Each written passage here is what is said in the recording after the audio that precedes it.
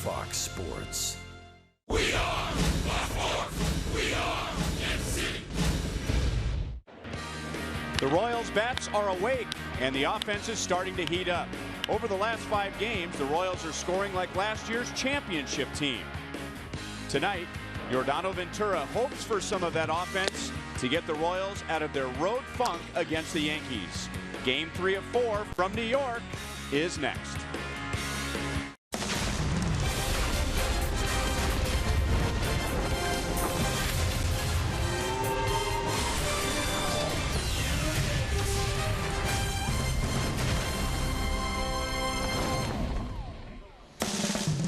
Royals baseball from New York, where we've seen 11 home runs in the first 2 games of the series, and the Royals are looking for their first win. Royals baseball is presented by Academy Sports and Outdoors. Right stuff, low price, every day. Hi, everyone. Welcome back to the ballpark with Rex Hudler. I'm Ryan Lefevre. The Royals' slump now has reached 11 losses in their last 14 games. It began with a struggling offense. That hasn't been the problem lately. No, and it's great to see. You got to get those numbers in the production right, but the horses have to start hitting. They got to start watering them down, and that's what they're doing. Water in the garden. That's a term used for going to the opposite field. Runs per game, last 5, they're picking up. Previous 9 games, just 2. That's not working. Average of runners in scoring position, all of it's picking up, and so is the long ball. But it's all happening because they're seeing the ball longer and using the opposite field. Escobar, he's no longer swinging at those pitches way out of the zone. When he gets his pitch, he's going with it, and he's setting up the table. Now Lorenzo Cain, wow, 8 of his last 15 hits to center field or the opposite field. That's getting the job done because he's seeing the ball longer. And the longer the hitter sees it, the more success he's going to have. Now that little check swing doinker, believe it or not, got Alex Gordon going. Beautiful hands there, staying inside the ball. That ball was tattered and battered in center field here at Yankee Stadium. Alex Gordon is starting to heat up. So is Cain. Escobar. That's a great sign. Academy Sports and Outdoors leaderboard, and Alcides Escobar, Lorenzo Cain, and Alex Gordon during the recent stretch have added many points to their batting averages. But of course, the highlight, that was the word I was searching for. Okay. The highlight from last night for the Royals was Lorenzo Cain becoming just the 7th player in Royals history to hit 3 home runs in 1 game. And Joel will discuss more about that when we come back.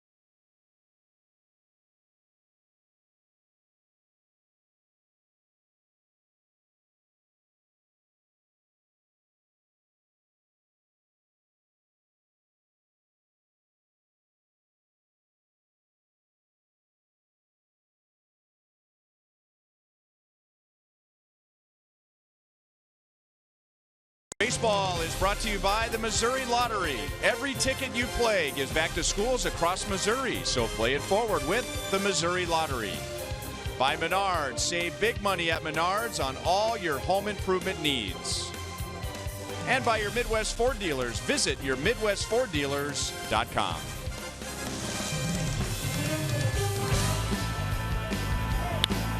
That's well hit to right field. Gone! Opposite field, home run. Blasted, left center field. 2-home run game, a bomb for Lorenzo Cain. Well hit, deep, gone! 3 home runs for Lorenzo Cain.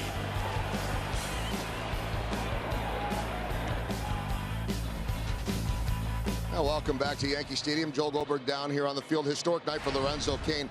It had been 23 seasons last year since the Royals had a 3-home run game by a player.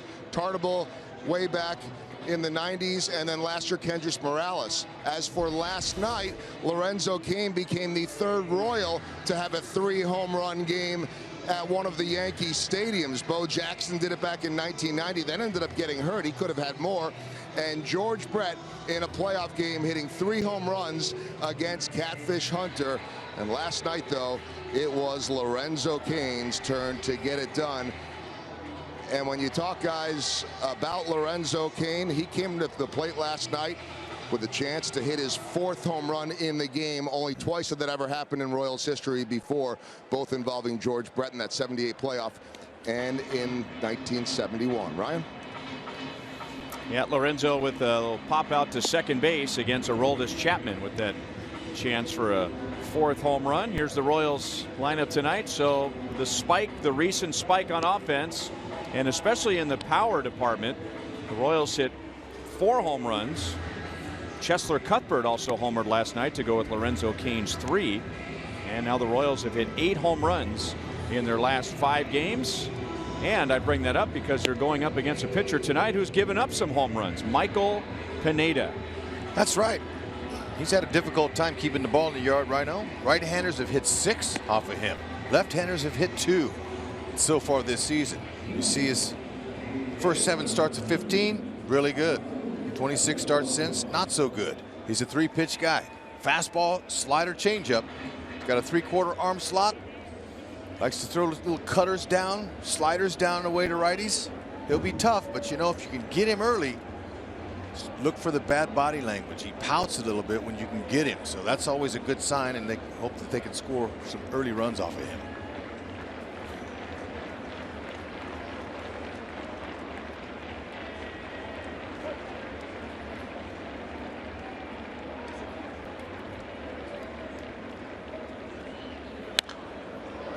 Fouled away on a fastball at 95, and Pineda, he can really run it up there, and yet the league has been all over his fastball so far this year with a 386 average against that fastball. I can see why. That was straight as a string. Heskey just missed that. Little better location there. No balls and 2 strikes. He'll go 90 to 92 with that fastball. His changeup's 88 to 90. He'll use it on righties, and he'll use it away to lefties. Pretty good sink to it. There's the sinking fastball, down and in, 1-2 on Escobar. 2 out of 8 with an RBI so far in the series. And it's 6'7", 270. Pineda, not the best fielder. You can get some bunts down on him. 2-2.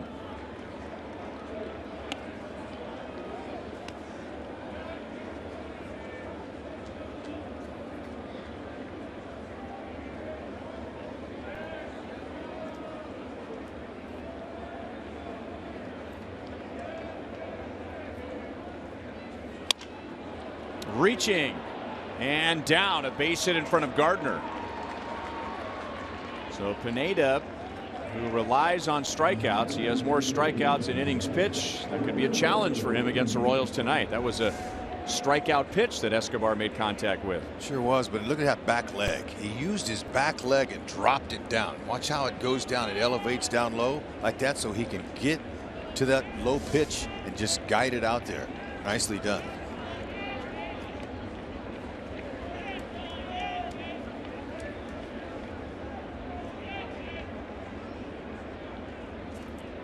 So leadoff man on for Lorenzo Cain.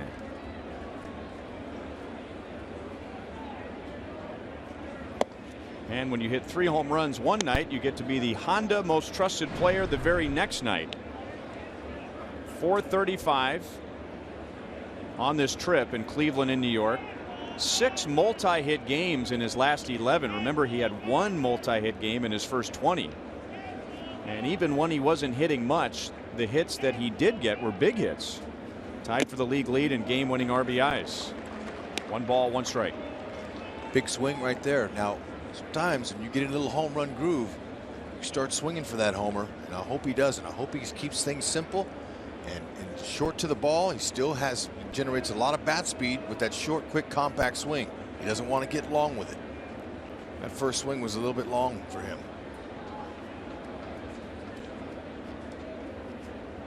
Escobar runs, pitch is swung on and missed, and Escobar is out.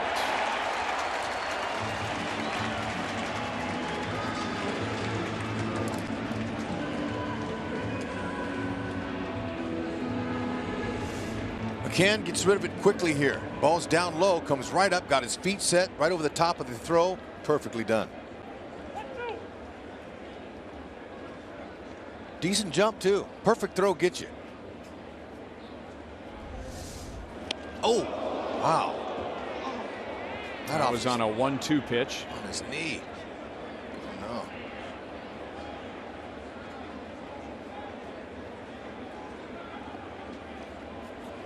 no. Yikes. Not good.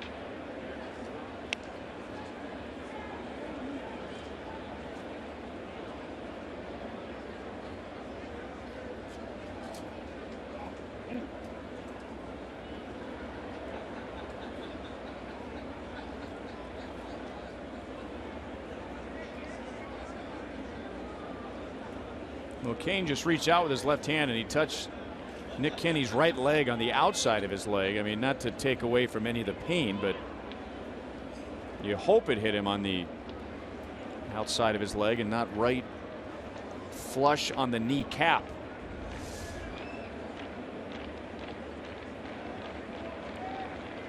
Yeah, no, it looked like it got the back side of the knee.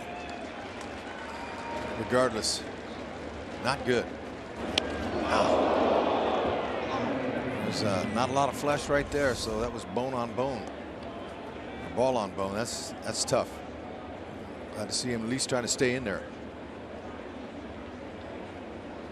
Worst nightmare for a lot of hitters, getting hit right there.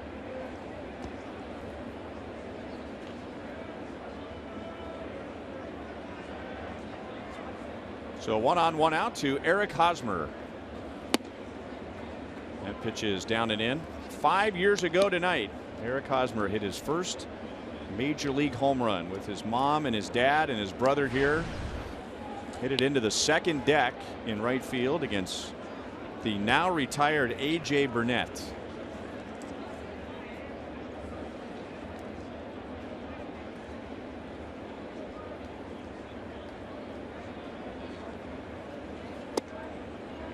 Fastball fades outside. 2 balls and no strikes.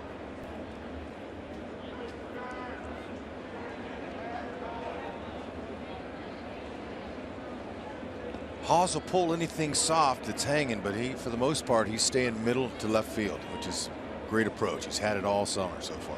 Well, all season. Not quite summer. That fastball had some cutting movement on it. 2 balls and 1 strike. The Royals scored 7 runs on 9 hits last night with 4 home runs. And Hosmer, surprisingly, was not part of that. A very rare hitless day for him lately.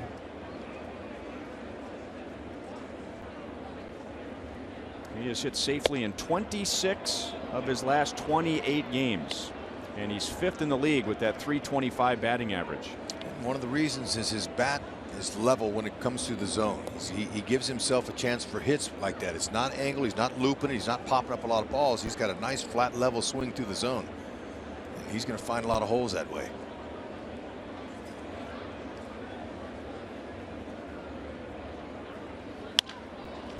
Past Ackley. Kane makes a turn and goes to third. So Eric Hosmer with another hit. And now he's hit safely in 27 of his last 29 games. I'm not sure if he took something off of that or not. But he pulls it, and Ackley, he'll tell you he'd like that do-over on that one. Renzo Kane, I didn't see a noticeable limp, but he's still hurting.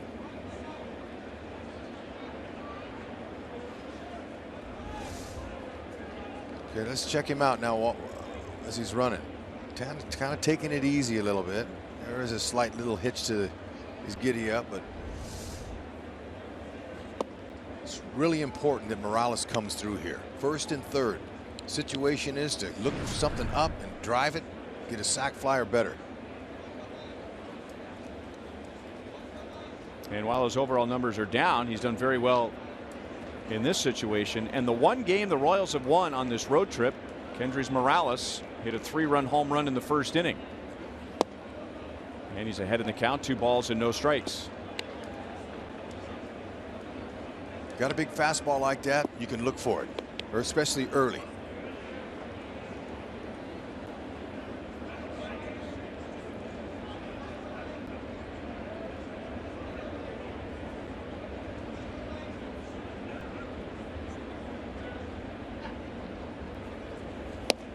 Inside, 3-0.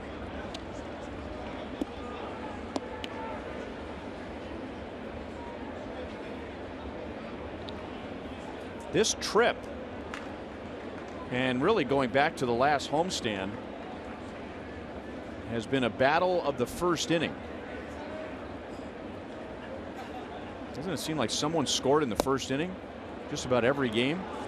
Now a 4-pitch walk, and Dave Holtzman looked it up very quickly, and on this road trip somebody has scored in the first inning in the first 5 games, and now the Royals have a great opportunity here. That's Larry Rothschild. We haven't seen him visit the mound yet in this series. So Pineda, he hasn't gotten it out himself. The only out was McCann throwing out Escobar, so he's given up 2 hits. He's hit a batter and he's walked a man on 4 straight pitches. Got to get him before he gets settled in. Just the same cry in the first inning for everybody. But in this situation here, sure would be nice for Alex Gordon to get the first Royals hit with them loaded up. 0 for 13.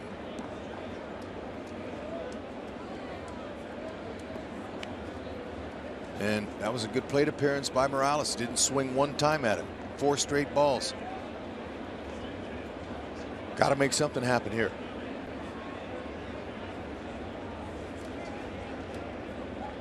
Alex has 3 hits in the series, including a home run. Starts him off with a hard slider. So the Royals have played 5 games on this road trip. 4 times the opponent has scored in the first inning. They've won all 4. 1 time the Royals have scored in the first inning and they won that game. So it is truly a battle of the first inning. It really sets the tone.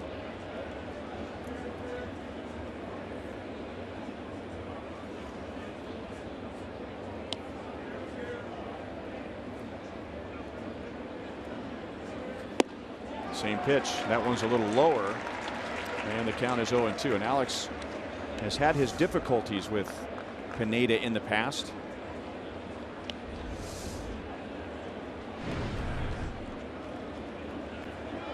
(18 at-bats and 3 hits).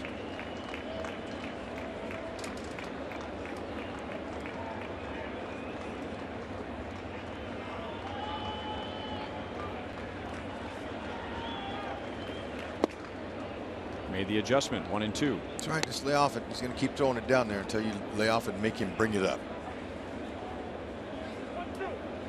Be nice to see Alex try to stay short to the ball here with 2 strikes. And try to stay inside the ball so you don't roll over and pull it on the ground. You stay away from that maybe.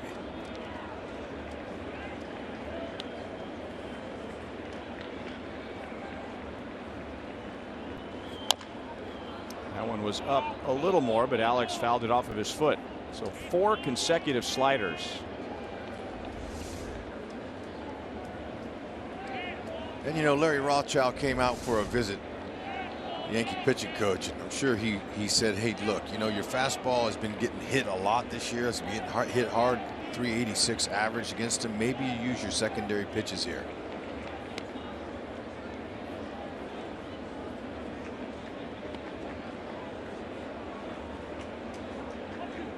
And you hear a lot of times that, you know, fastball is a power pitch.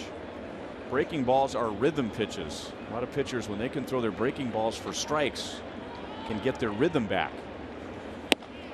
Fastball just inside. I think Alex was expecting another slider.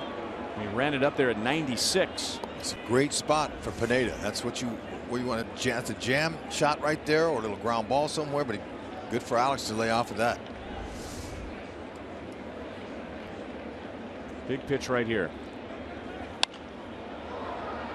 Do it again. You see Alex trying to go to opposite field with that. That was a good swing. Now you might try that changeup away. It goes away to lefties. 2-2 count here.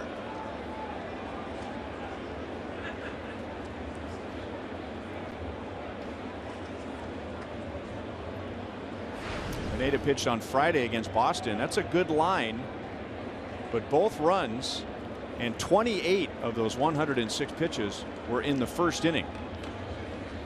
Alex high and deep center field, and that takes Hicks right in front of the track. Kane tags and scores. Hosmer goes to third. So Alex Gordon, after missing badly with the first 2 pitches, at the count to 2-2 and drives in the game's first run.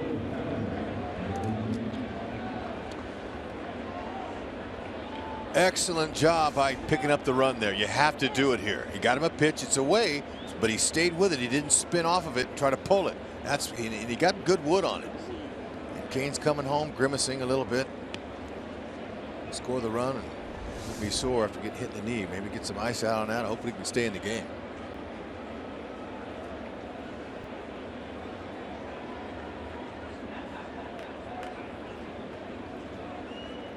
So first and third with 2 down, and now Salvador Perez, and that took McCann's mask off. Salvi knows what that feels like.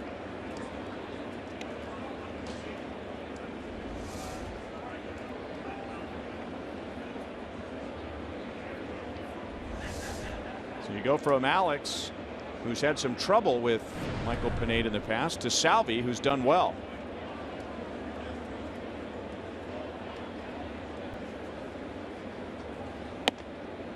Stayed inside. 1 ball, 1 strike.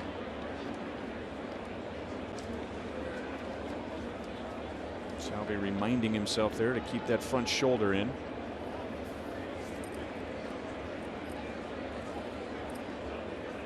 He is 2 out of 8 with a couple of singles in the first 2 games of the series. Breaking ball stayed up. Ooh, man. And Salvador Perez launches it into the left field seats for a 3-run home run. And the Royals have 4 in the first inning. You could tell by the sound there. Now Alex Gordon's sacrifice fly, that sounded large. He hit it just shy of the warning track in center field, but that one was very loud, and you could tell on contact. Salvador Perez getting a home run that he wanted on his birthday last night. But how about it? He'll take it anytime, especially in the first inning here. There you go, Yordano Ventura. Let's listen. Oh, man, that's belt high. That's a clean sound for a hitter, and Salvi knew it. And Rhino, it was enough for the seats, but it landed in the hallway, in the tunnel up there, right up underneath that sign. Right. Oh. I think a kid ended up with it at a concession stand, and he had to run back down the seats or the stairs so he could throw it back right. on the field. Watch where this goes. Somebody got that in their soup.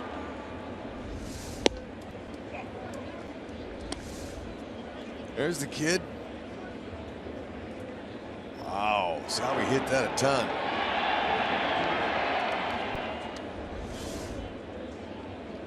Two and on Chesler Cuthbert, and he grounds it deep short. Gregorius backhands, throws, and it's in and out of Ackley's glove. Ackley's not a natural first baseman. He's filling in for Mark Teixeira, who's had some neck spasms. So we've seen a ground ball base hit get past Ackley, and now a ball that he doesn't pull out of the dirt. Love how Salvador Perez was able to recognize this pitch up. Okay, that's above the belt. Very nice job. Okay, he's got good balance, loading up, not as drastic, and he didn't take his foot very far there. I like that. He kept his foot down, but it's a nice straight line there because he's balanced, well balanced, and he's transferring the weight and using his lower half to generate some of that power.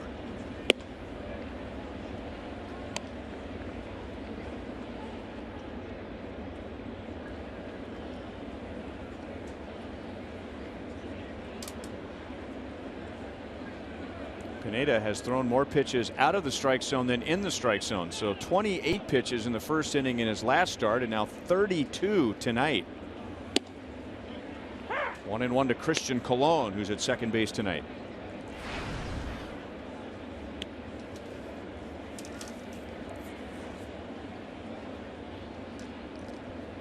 Last time the Royals scored 4 runs in the first inning. Game 4 of the American League Championship Series against the knuckleballer R.A. Dickey. Royals went on to win that game.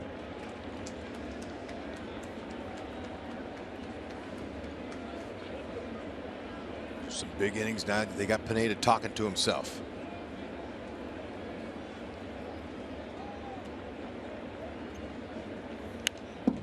Colon had a good swing. Fastball looks straight. Good swing, good compact stroke.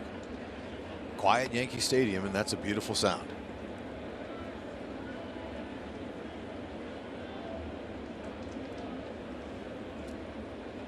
Yeah, it's got the same sound as someone's about to tee off at a major golf tournament. Yeah. And no one's holding up the sign. There's a slider that gets Pineda out of the first inning. The Royals send 8 to the plate, and they get 4 runs. Alex Gordon has a sacrifice fly, and Salvador Perez hits a 3-run home run.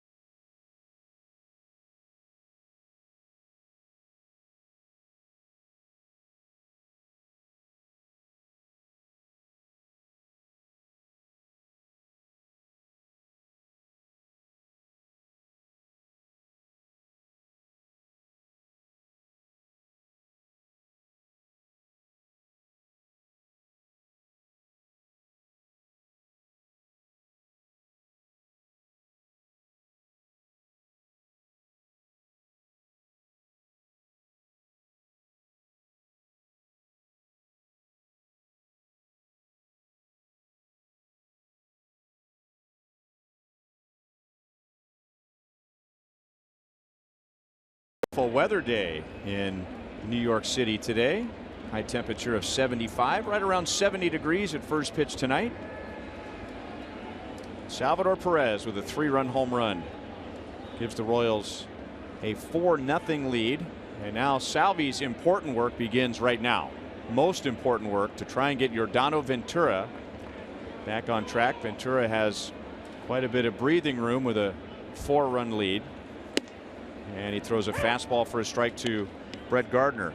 The Yankees were 6 games below 500 in April, and they weren't even scoring 3.5 runs per game, but they've played much better in May, and they're averaging almost 5 runs per game. Good start on the ground to Colon, and with just 2 pitches, Ventura takes care of Brett Gardner.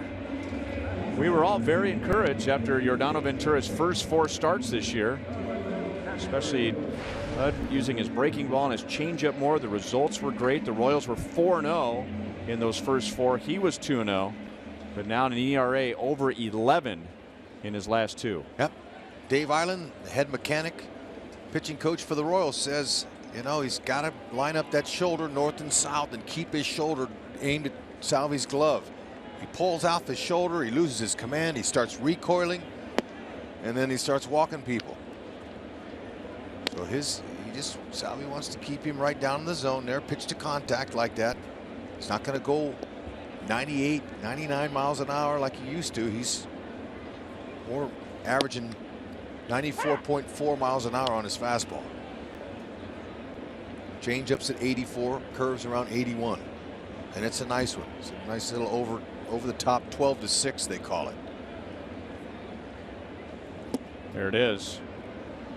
1-2 on Castro, and that was after 2 fastballs at 96. So maybe he's reaching back for a little extra with that pitch tonight. And I've heard hitters tell me that you can't pick up his rotation. He's got a lot of some really good over the top bite to that curve, a lot of spin ratio.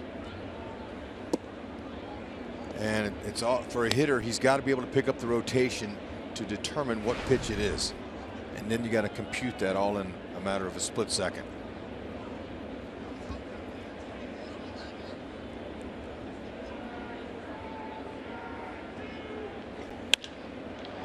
Jammed him. Kane calls off Gordon. 2 down.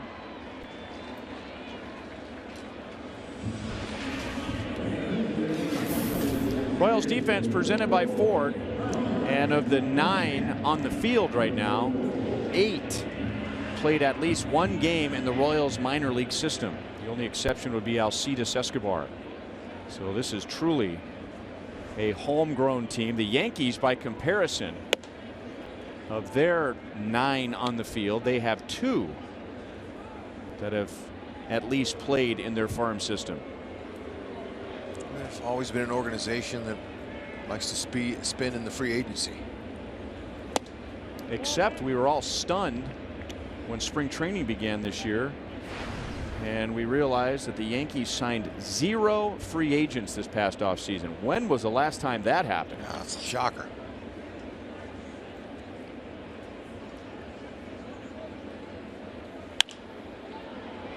Popped up.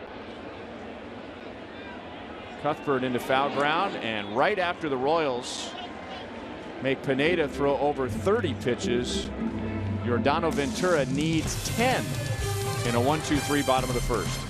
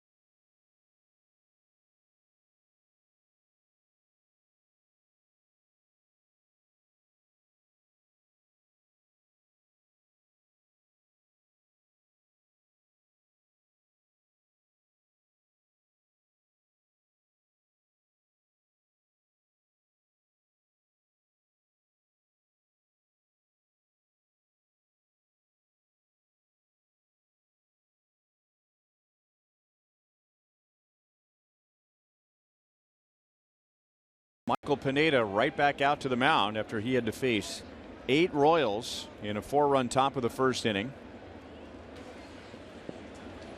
And the only Royal who didn't bat was Gerard Dyson.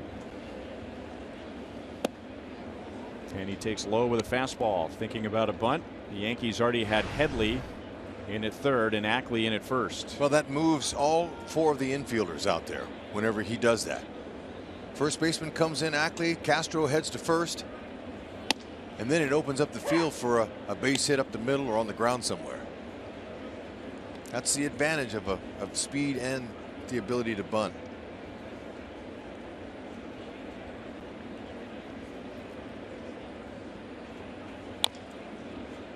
One ball and 2 strikes.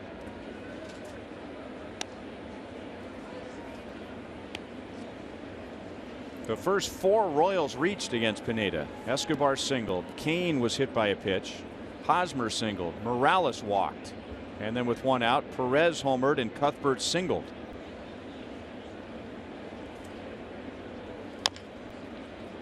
Dyson pounds it foul off to the first base side.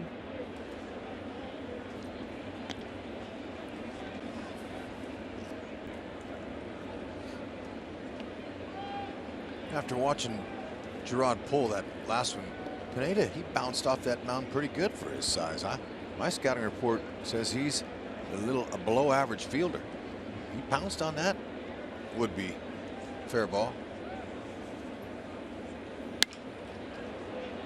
Headley goes up to make the play on a soft line drive.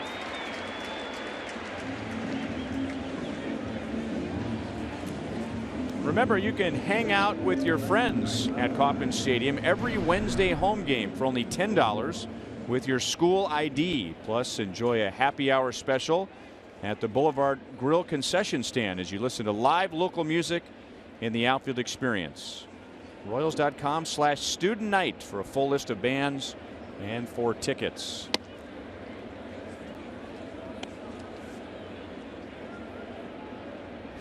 Escobar singled to left and then was caught stealing in the first inning.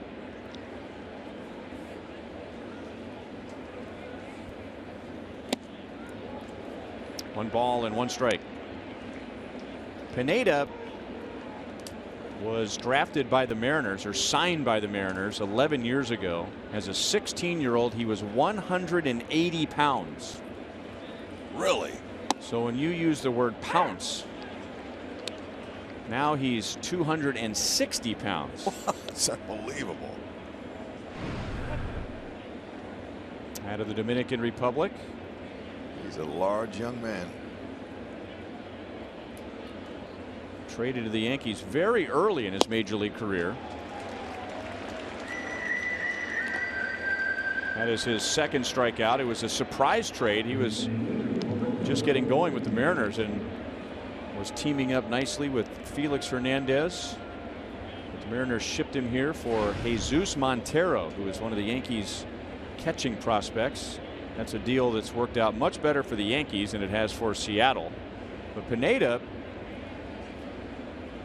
his shoulder blew out and had to have surgery. So that first year with the Yankees was a wash. And Montero went up to Seattle and didn't show up in shape. He gained a lot of weight. He's had problems ever since. That got Brian McCann. No balls and 2 strikes on Kane. First inning, this is painful.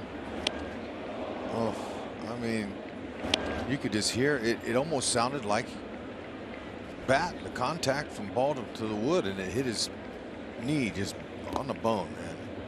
Just thankful he's still in there. Jesus Montero, by the way, is now in AAA with the Blue Jays.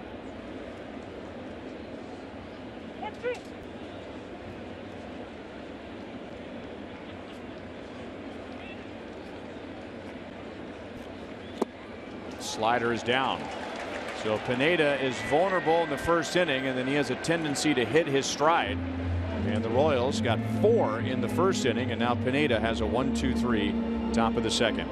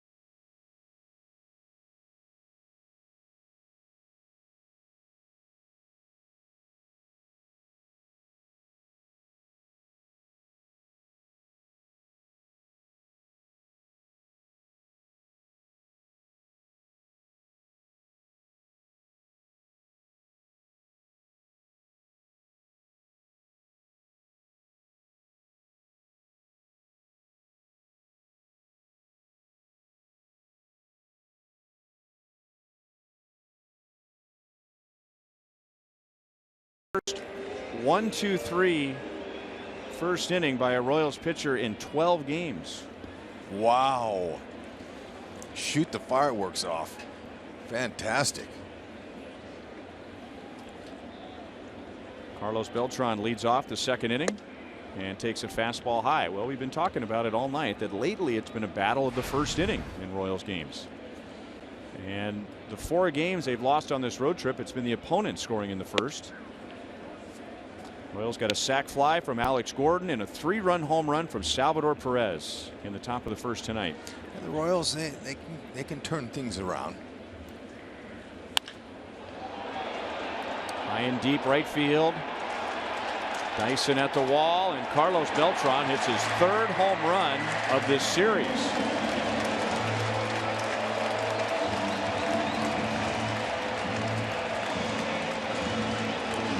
And I hope Yordano Ventura will be able to shake that off. And remember that in a different ballpark, as in like Kauffman Stadium, there is 1 down in the bottom of the second inning. Yeah. He's wondering if that had the distance. It's all right. Just give into the ball. Keep your focus. That's a fastball down the middle.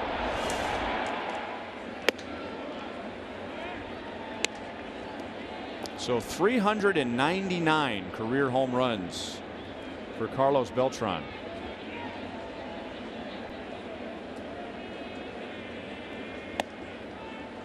Changeup for a strike to Dustin Ackley. Playing at first base with Mark Teixeira out. Yankees are without Mark Teixeira. They're without Jacoby Ellsbury, who has a hip issue, and Alex Rodriguez, who's on the disabled list with a hamstring injury. 2 balls and 2 strikes on Ackley.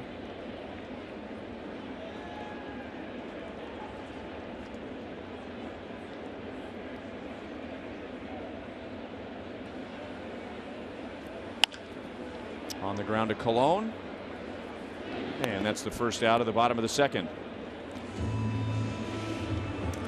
University of Kansas Hospital injury report. Mike Minor, in his first year in the Royals organization, he won 13 games in 2013 for the Braves. Coming back from left shoulder surgery, made his first appearance last night for AA Northwest Arkansas. You don't really want to read too much into that line. That's the first game he has pitched in 2 seasons. Got to go back to 2014. But the Royals expect him to be in the starting rotation, or at least competing for a spot in the starting rotation as soon as he's ready to go. No, you always got to have depth. And the Royals, at least in my short time here, have always had guys that they could fill in when they needed them. And good guys too. Medlin won 6 games for the Royals in their World Championship season last year. That was huge.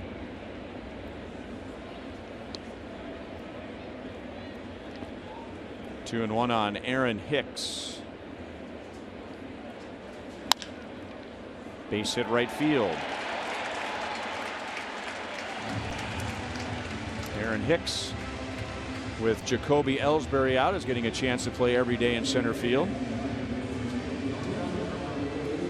Well, it wasn't that long ago that if a pitcher was coming off a surgery, teams would stay away from him. Say, well, let's wait and see. Let's see if he comes back. And maybe they would get a minor league contract so he'd be in the team system when he got healthy. But because of the advances in shoulder and elbow surgery, in particular Tommy John surgery, the success rate is so high that teams like the Royals and others are signing those players so that they're assuming they'll get back to where they were before the injury, and they can be a bargain. Step on the bag. The throw is late to second base. So Hosmer gets Gregorius, and Hicks moves up to second base. Yeah, right. I was going to say technology changes everything, and now these guys are better. Now Haas, he's going to make the decision to touch the base first, and he wears the gold. I'm not going to disagree with that play there at all. Good pick by Escobar.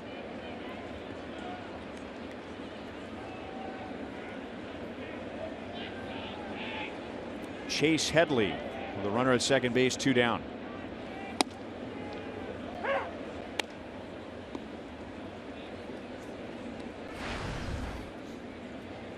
Headley drove in a run in the second inning last night against Medlin. It was his 3rd RBI of the year.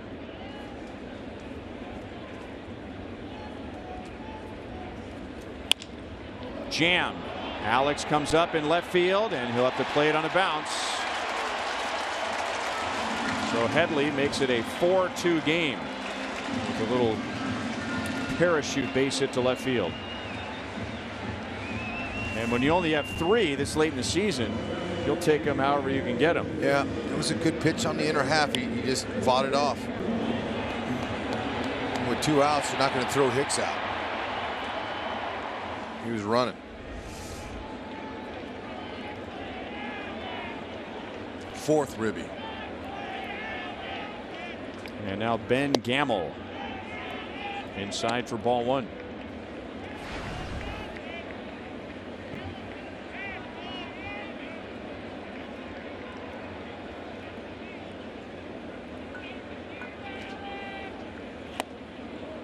Changeup. 1 ball, 1 strike. In game 1 on Monday night, Ben Gamel in the 8th inning got his first big league hit against Dylan G. 2 balls and 1 strike.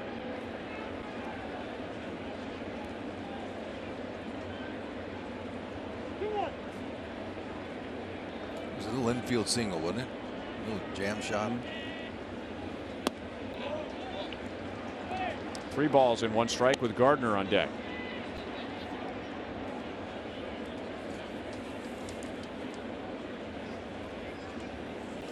I'm sure Ventura and Perez want to make Gamel do something right here with the more experienced Brett Gardner waiting on deck. And a strike. Borderline pitch, 3-2. Notice the rookie Gamel not looking back or saying a word to the umpire. That's always good. You're new in the league.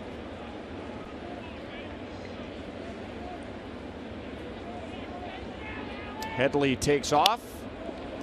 Fouled away into the camera well, far end of the Royals dugout. I remember when I was a young player, and I looked back, and Paul Runge was a home plate umpire, veteran National League umpire, and he says, "Young man, don't ever look back here again." I just kind of said, "Okay." And that is ball 4. First walk given up by Ventura, and that has been an issue for him this year. Our Toyota League leaders, that is the 26th walk allowed by Giordano in 32 2/3 innings. That's the most walks in the major leagues. That's an alarming number.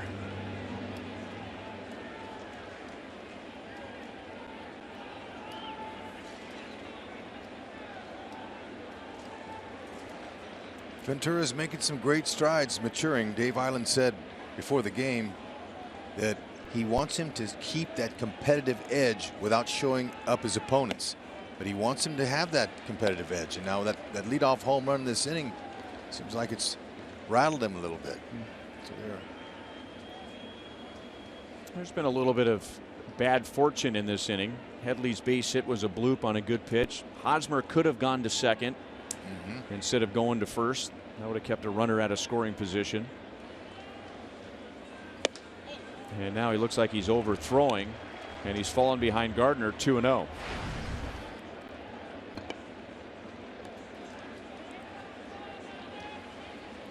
That shoulder starts flying open when he overthrows, like it does for any pitcher.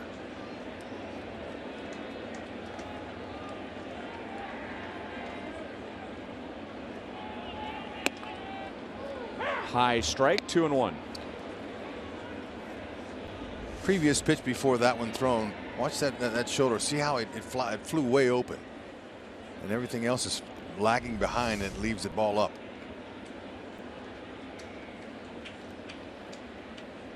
He's got good timing with separation, and he uses his lower half for that power, but he's got to really aim that shoulder right down towards Salvi and try to stay right there. That one hurt Salvi's hand, by the way. Took his glove off and kind of made a fist with his hand. Sometimes at catcher, you're going to catch it in the wrong spot. And this was one of them right here. See that? He said, ouch. 3-1 on Gardner. Bases loaded with 2 down. Back-to-back walks. And a good time for Dave Island to go out to the mound.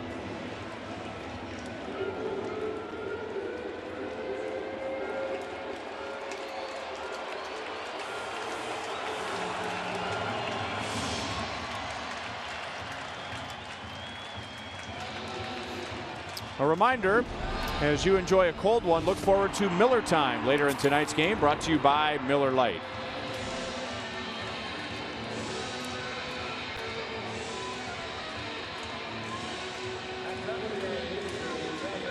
Starlin Castro flied out to center field, first time up against Ventura.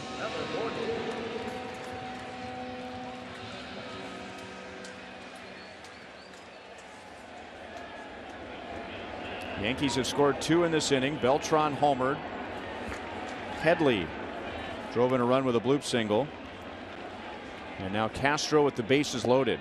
And that's a changeup low for ball 1.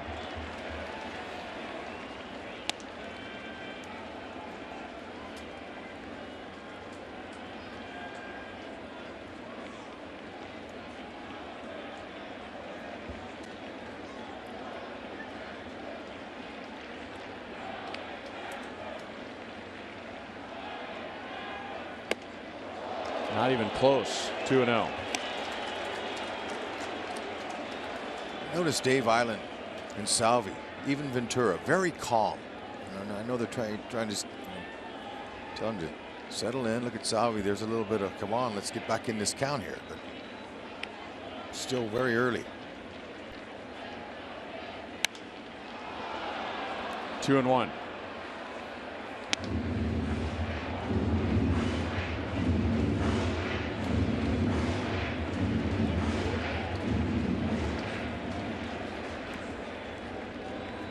And now, like Pineda, Ventura in the first 2 innings has thrown more pitches out of the strike zone than in the strike zone.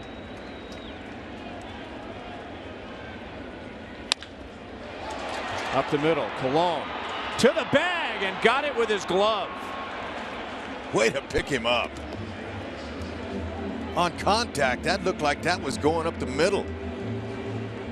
Very difficult play by Colon to stop his momentum and go back and tag it. Nice play. The mound slowed it up some, but that's really, really nice.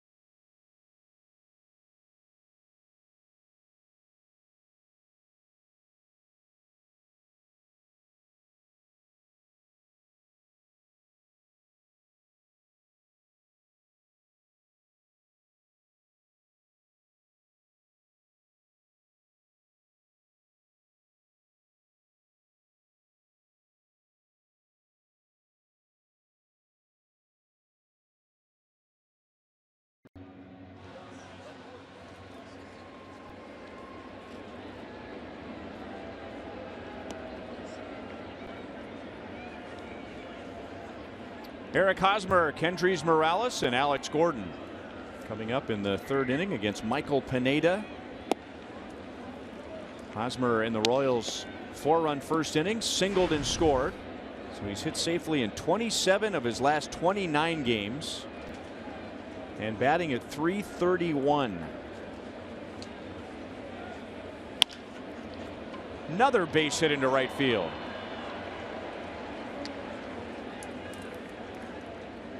So as he stands at first, time for a Lee's Summit Mazda game break. 5 years ago tonight, Eric Hosmer didn't just hit a home run. He hit a home run into the second deck in front of his mom, his dad, his older brother.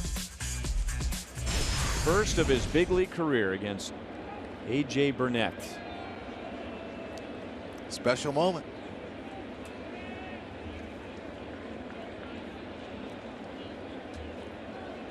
And Hosmer wanted to run. He didn't quite like his jump, but he took 2 or 3 steps and slammed the brakes. 5 straight balls to Morales.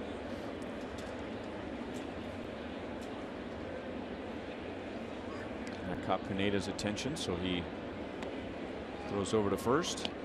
Yep, Morales, a 4-pitch walk in the first inning. And he, along with Hosmer, scored on the Salvador Perez 3-run home run.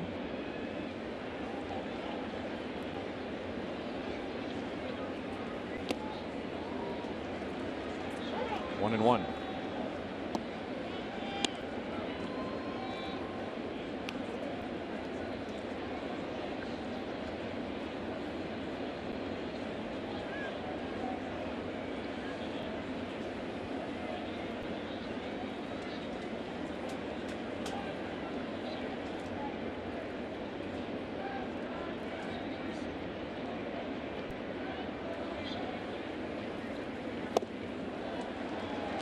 One and two on Morales. And Morales is telling himself, you know, why did I try to pull that outside pitch with all that room on the left side over there?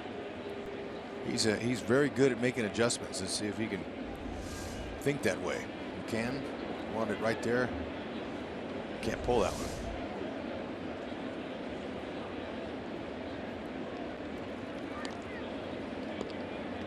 Not the quickest of feet. I got him at 1.36 his time home. From the time he breaks his glove to gets the ball to the catcher's glove, and anything at that speed or over gives that base stealer a better chance of getting that bag. Anything under that makes it tough. Going the other way. Gardner makes a play in left field, and there's one down. Speaking of Eric Hosmer's first big league home run, Hud, you had a chance to talk about that with him. Let's listen. It was incredible, you know, to do it here in Yankee Stadium of all places was special. You know, when the opposing player hits a home run, you hear nothing in the stadium but boos, you know. So I'm rolling around the whole bases, and all I hear is boos and throw it back, and I'm thinking, yeah, throw it back so I can get my first home run ball. And I just remember, you know, touching home plate, looking above our dugout, and it's where the family section's at, and it seemed like, you know, just my family were the only ones in the game watching right there. I saw my mom and my dad standing up, and it's special, you know, and you know what I'm talking about. Your first big league moments like that, you don't really forget those things. No, you don't. Very special for him, especially to do it in Yankee Stadium, the old Yankee Stadium. Oh, it was here. He's young. I forget about that. And this stadium isn't as new as you think it is, too. 2009. This is, what, year 8 of this place already. Wow. Alex Gordon is the second Royal hit by Pineda in 3 innings. Pineda got Lorenzo Cain in the first inning, and Cain came around to score. So here's Salvador Perez with 2 on, 1 out. Salvi hit a 3-run home run in the first inning against Pineda. And a slider is up and in. Ball 1. Can't pass this one up. That was a cutter that just floated over the middle of the plate, and Salvi barreled it. That was a beauty. McCann knew it right after Salvi did. And he just threw him the same pitch. That was a cutter that stayed up and in, and Salvi took it this time, and McCann went out to have a chat with Pineda about that. Kubota power stats. 7 home runs in the first 2+ games of this series with the Yankees. 5 in the previous 12 games.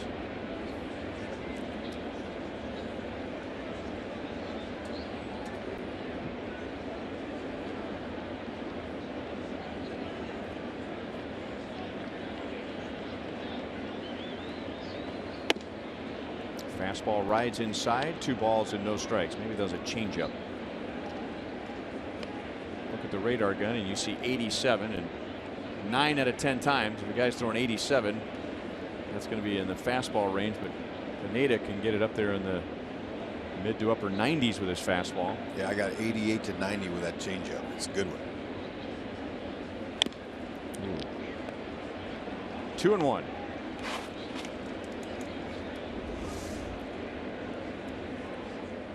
See how that head pulled off just a tad.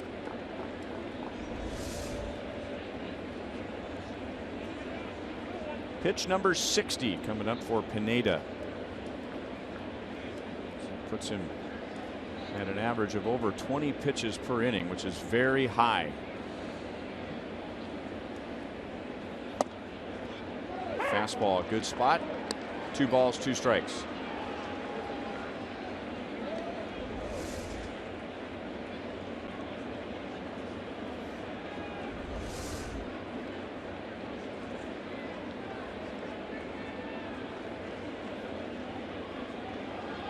Hosmer's at second. Gordon is at first. And Pineda gets Salvador Perez this time around. That's Pineda's 4th strikeout. All with that slider. And now Chesler Cuthbert comes up, and we go to Joel. Well, last night was a big night for Chesler. Growing up on Corn Island, Nicaragua, the only teams he really regularly saw on TV back there were the Yankees and the Red Sox. So he was a Yankees fan. He loved Derek Jeter and then Alex Rodriguez. And he said it was his father's dream for him to homer at Yankee Stadium. Well, they had a ton of people at his parents' house last night, a watch party, friends, and unfortunately his dad was out on his boat running an errand, helping out a friend, so he missed the home run, but his mom quickly texted him or called him on his cell. He raced back home on the boat and had a chance to watch the replay. When the game was over, he said he had about 70 texts from people back at home. Very special. I'd love to go on Chesler's father's boat. You know why? So you can get some lobster. He's a lobster fisherman. Right.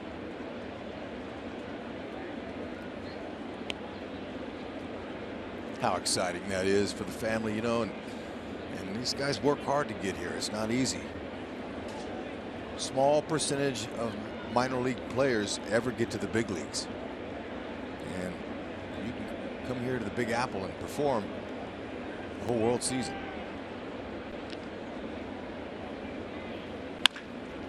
Sharply hit to Headley.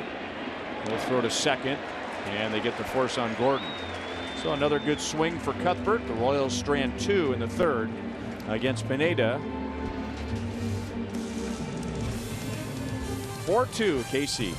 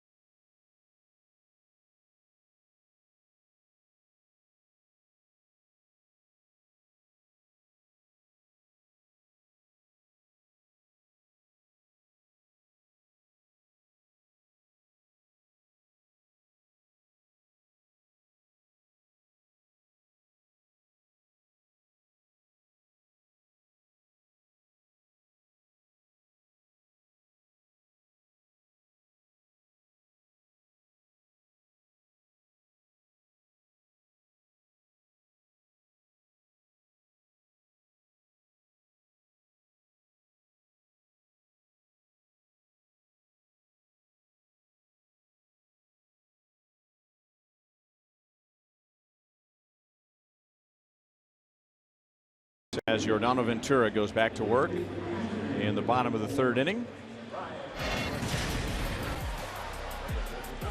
Bartolo Colon with a home run against James Shields. That was last week in San Diego. I'm sure you've seen it. And yet that home run adds some perspective as to something that the Washington Nationals are dealing with. And maybe you heard a few days ago, Bryce Harper had 7 plate appearances in an extra inning game. He reached 7 times without a base hit. He had 6 walks and he was hit by a pitch. Incredible. 2-0 on Brian McCann. He fouled out to Cuthbert in the 1st inning. 2 balls and 1 strike. We'll show you how Bartolo Colon's success relates to a challenge that Dusty Baker has with constructing his lineup for the Washington Nationals. Escobar over on the right side of second base. Throws out Brian McCann. So our greater coverage of baseball brought to you by T-Mobile. Okay, Bartolo Colon last 2 seasons hitting 129 with 1 home run, 6 driven in. Nationals hitters behind Bryce Harper this year hitting 133 with 1 home run and 6 driven in. That's got to make the big fella smile, man. I like that. So that explains the 7 plate appearances the other day, 6 walks and a hit batter. Right. Why you want to pitch to Superman? Carlos Beltran is 1 home run shy of 400 for his career. He homered in the 2nd inning, his 3rd home run of this series. You know, I bet Bartolo Colon puts that bat he used right up there on the mantle next to his Cy Young Award. He wouldn't give that bat to the Hall of Fame.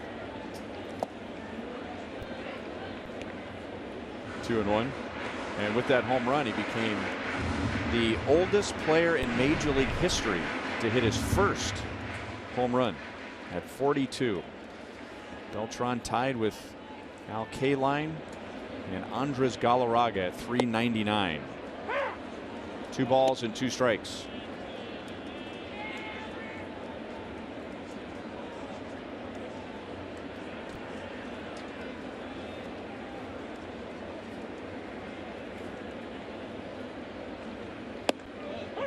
Breaking ball got him looking. Number 1 for Yordano Ventura. Hope you'll join us for the first summer fireworks show. That's coming up on Friday after the game with the Atlanta Braves. Experience the best fireworks show in Kansas City every Friday night home game from May through August, courtesy of Hy-Vee and Pepsi. Royals.com, 1-800-6-ROYALS for tickets. Dustin Ackley with 2 down. Well, what a good time for a bounce back inning. Started off Ackley right there with a changeup for a strike. That's the pitch that's when he's going good. That's his money pitch. That's how he gets a lot of outs on guys. But to start off a hitter with that, that's good. And then he backs it up with his fastball.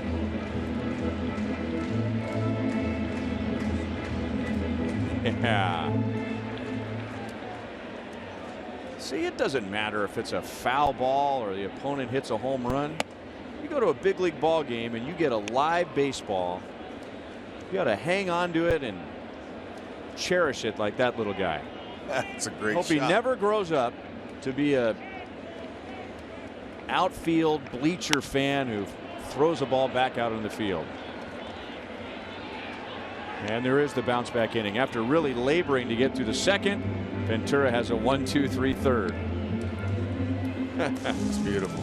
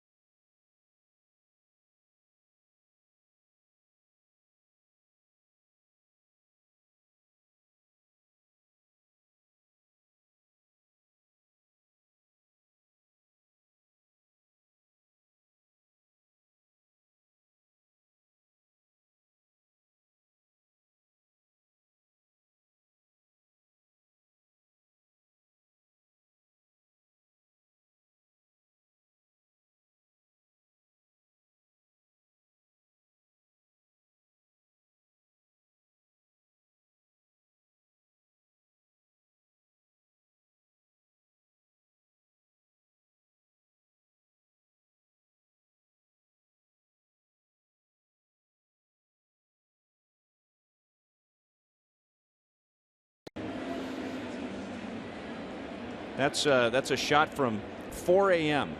this morning. No, I'm just making that up.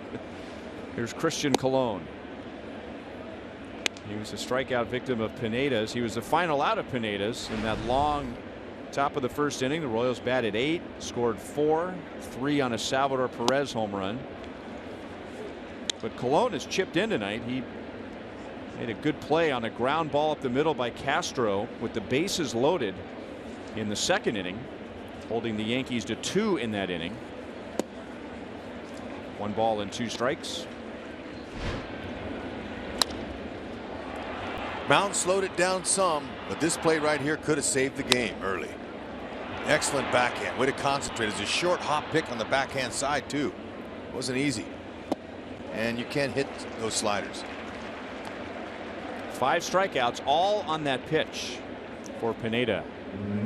Ready for some trivia? Bring it. Here it is, our sprint trivia question for tonight. We're the only 2 players to hit 50 home runs for both the Royals and the Yankees. 50 career home runs. Right? Okay.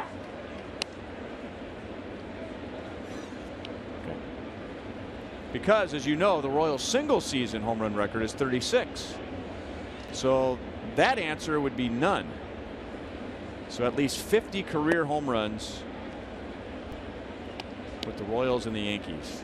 Now they're trying to lure us into Carlos Beltran. Is what they're trying to do. But perhaps the gentleman who's responsible for that 36 home run season, Steve Balboni, he played for the Yankees and the Royals. He did. We came up together in the system. Did he hit 50 with the Yankees? I don't know, because Donnie Baseball was there playing first, so Bonesy's time was limited with the pinstripes. I don't think he hit that many. I know Chili Davis only played 1 year for the Royals, but he had a big home run year. He didn't hit 50. All right. Yeah. How about Lou Piniella? Did Lou Piniella? No, he wasn't a Royal for very long.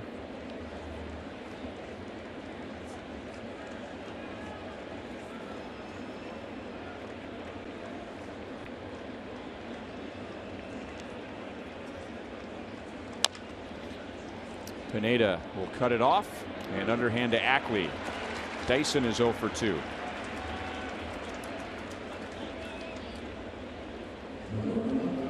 How about Johnny Damon?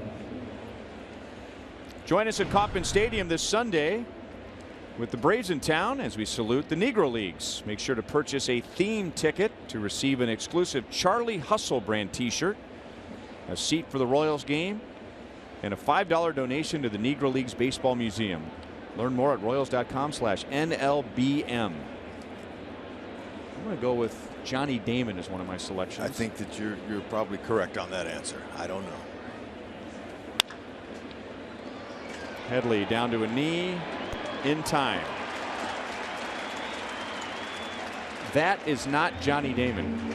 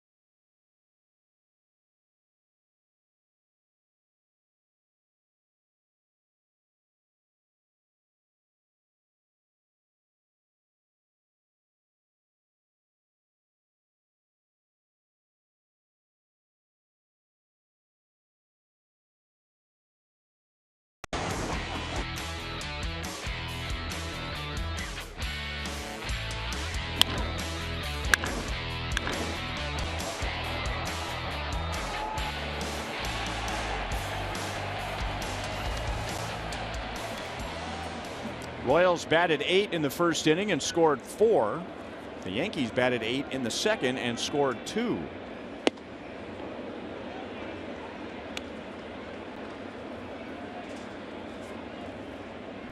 Aaron Hicks, Didi Gregorius, and Chase Headley against Ventura in the fourth inning. Ventura had a 1-2-3 first, then that long second inning, which included a couple of walks, and then back with a 1-2-3 third.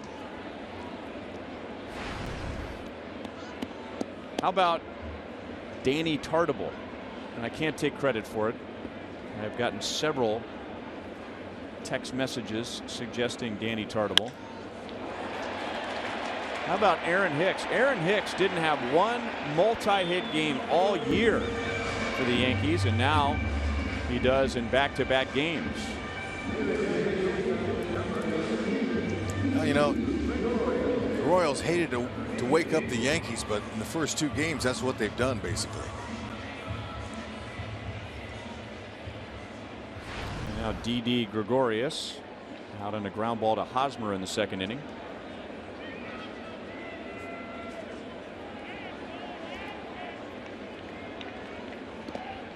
And now that skips away from Salvador Perez, and Salvi gets to it before it goes into the Yankee dugout.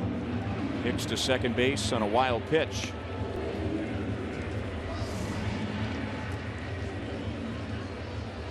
That ball had some overhand spin on it, hit Salvi's thumb and kicked right straight up. See Salvi say thank you to somebody in the dugout, saying you're all right, you're all right.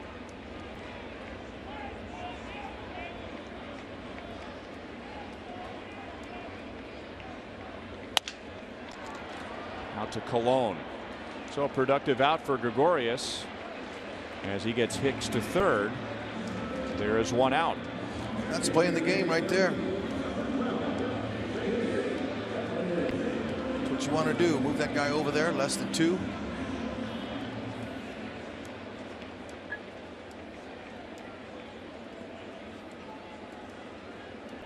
Royals will play with the corners in. Middle of the infield back for Chase Headley. He had a bloop single to left field in the second inning, driving in just his 4th run of the year. Headley 4 years ago, and he hasn't been very good in this situation. 4 years ago, hit 31 home runs and drove in 115 and won a Gold Glove for the Padres. And since then, he hasn't hit more than 13 home runs. He hasn't driven in more than 62. Yeah, not what they expected, especially coming here, left-handed hitter with that short porch out there. They thought he was going to put up some big numbers. 1 ball and no strikes. So 13 home runs, 11 home runs after the 31, and no more than 62 since that big season. And he kind of fell into that category that Ian Desmond did, where he had a big year, they offered him a big contract and he turned it down, hoping for more. Then the decline happened, but he did get a long-term extension with the Yankees a couple of years ago. Hosmer goes to the bag. Headley is out and Hicks has to stay at third. So Ventura got exactly what he needed with the corners in. Yeah, and the fastball's the pitch you use on a guy who's struggling like that. He got a jam shot his last at bat for his 4th RBI, but that's the pitch that worked on him there. And there was Haas sitting right there. Headley took a peek down. There's no way he can score on that one. So 2 down to Ben Gamel. Inside for ball 1.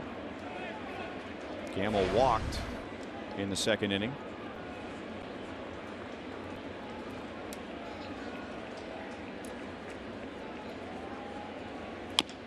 Off the plate. Ventura's got it on a bounce in time. So that'll give Ventura a big lift.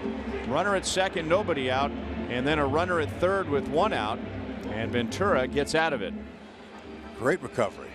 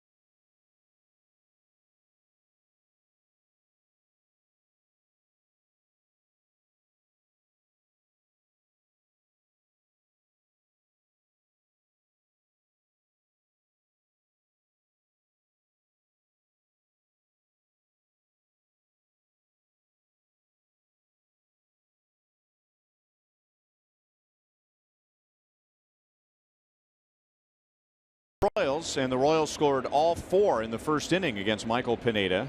They threatened for more in the third. It'll be Kane, Hosmer, and Morales in the 5th. Lorenzo Cain scored a run after he was hit by a 1-2 pitch above his left knee. He's also struck out swinging.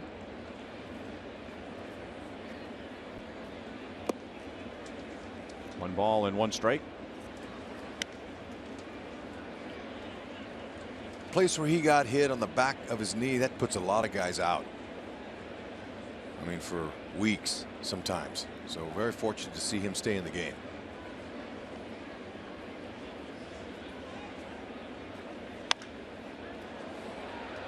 Looks like Pineda's go-to pitch now against the righties has been the slider. Slider, slider, slider down, and he's locating it right where he wants it. Looks good out of the release point, then bottom falls out. All you can do is barely foul him off. See him up.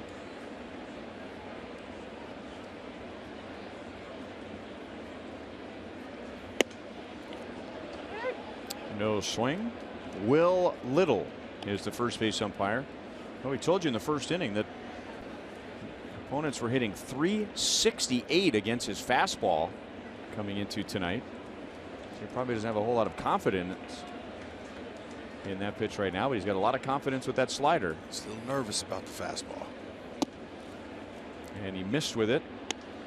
So from 1-2 to 3-2. And now coming up on 80 pitches in 4+ innings. Does a nice job though controlling those long arms and legs. You know, a lot of moving parts when you're that big.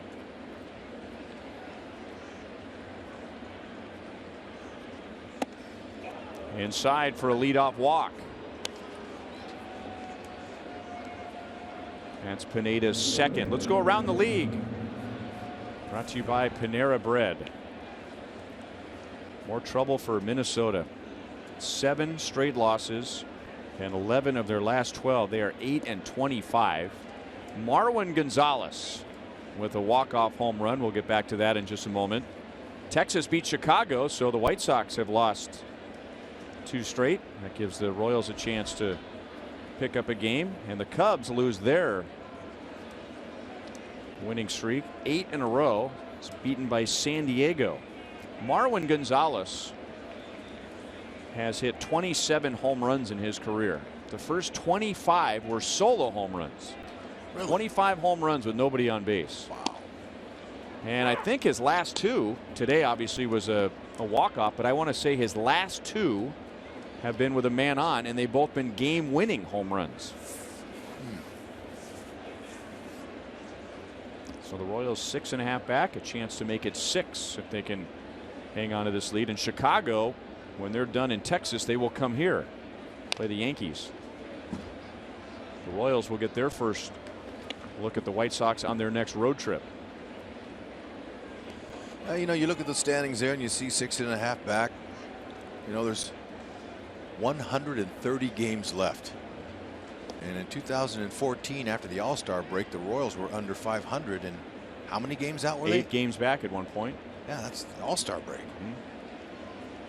And ended up being only 1 game out when the season was over and won the wild card game. Hosmer strikes out. First time he's been retired by Pineda.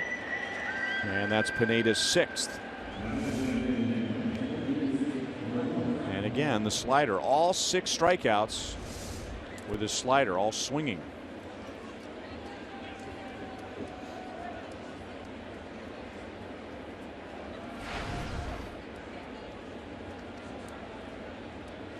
When he's going good, he's a ground ball guy. Now, when he first got in the league, he was more of a fly ball pitcher. But now he's using the slider down and trying to keep the run on his fastball down to where he gets more ground balls when he's right. He's been pretty good ever since that first inning where they dropped 4 on him. Let's see if Morales takes a shot at left field in this at-bat.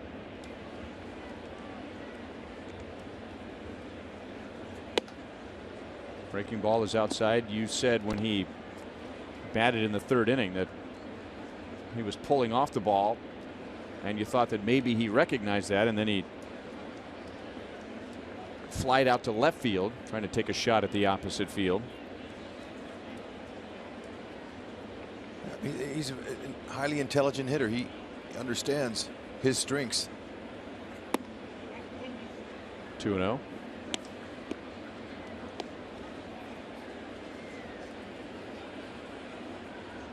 Like there is with every big league hitter, there's some bad luck mixed in, but Morales is now 7 for his last 58.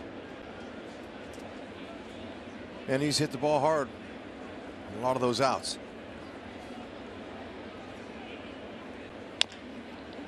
He pulls it over to Castro, and they do get the force on Kane for out number 2.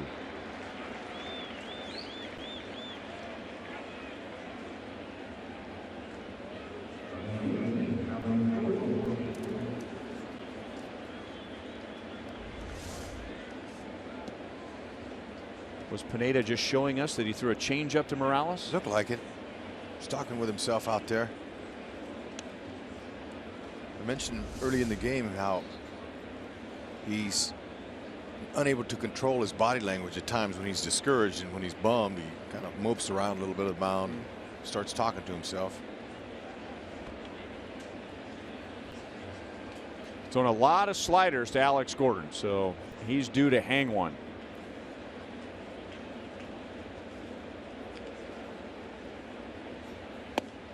He's done a good job of keeping it down there. Alex is frustrated now. He's saying, how can I not lay off of that? Now Pineda's given up 4 home runs off his fastball this year, 3 off of his slider, and 2 off of his changeup.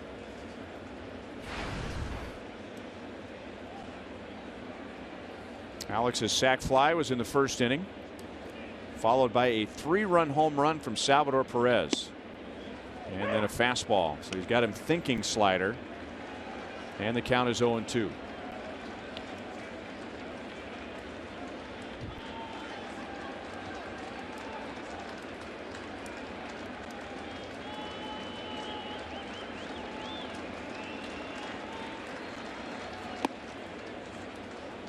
One ball and 2 strikes.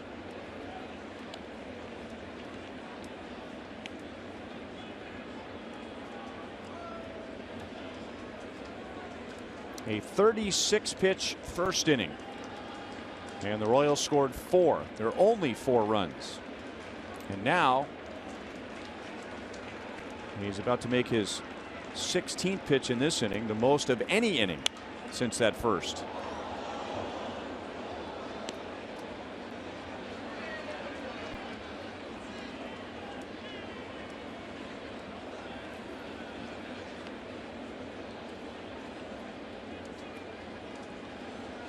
Left-handed hitters, when you're here, you're well aware of the short porch and right. So anything off speed that's up, you're going to try to take a shot at it. But Alex got himself going good again by using the opposite field, and they're giving him the whole left side.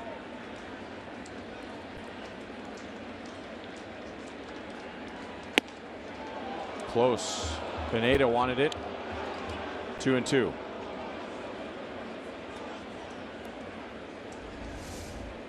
Missouri Lottery Fox tracks.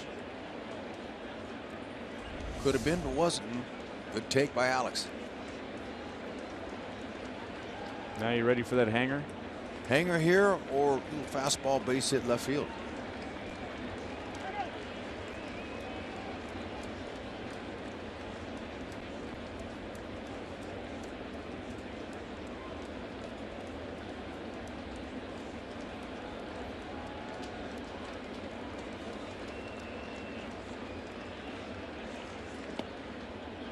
Kept it down. 3 balls, 2 strikes.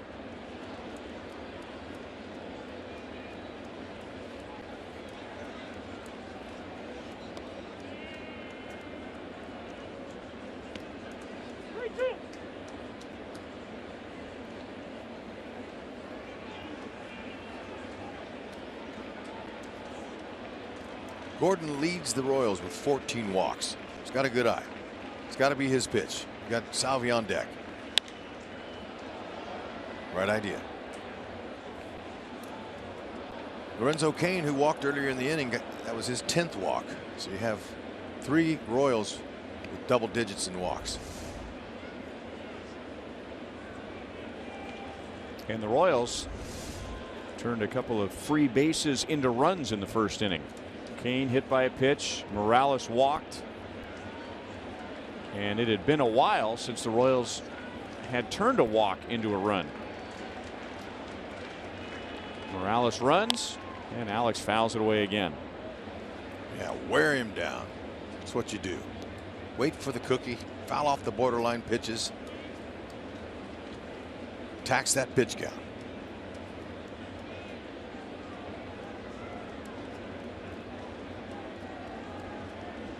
Anytime you have a plate appearance, when you have 8 or more pitches seen, usually the advantage goes to the hitter. 3-2 count. Waiting for the good changeup. Pull the string off. 7 strikeouts for Pineda in 5 innings, but the Royals still lead 4-2.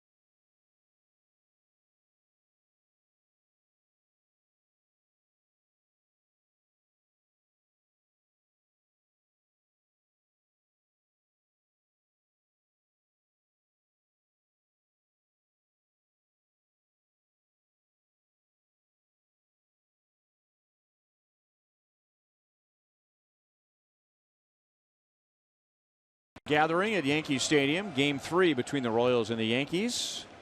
All right, our sprint trivia question. I think we've got it. The only 2 players to hit 50 home runs for both the Royals and the Yankees, Johnny Damon and Danny Tartabull. We have a winner. You are correct again. With an assist. Well, there were a few text messages on Danny Tartabull, but we'll give credit to the first. Jeff Montgomery. Yeah, Ronnie was all over Danny Tartabull. The Bull. He was a man-child. I played against him in the minor leagues, and he was way above everybody else. He could rake. Very strong. Father was a major leaguer. Yeah, and you know, Johnny Damon also hit 56 home runs for the Red Sox in his career over there. What a career he's had.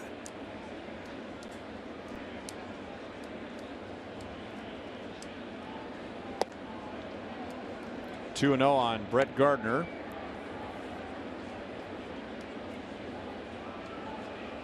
Ventura's retired 7 of the last 8. He's been in trouble in 1 inning. That was a 2-run second inning. Could have been worse if not for a play by Christian Colon. And now 2 balls and 1 strike.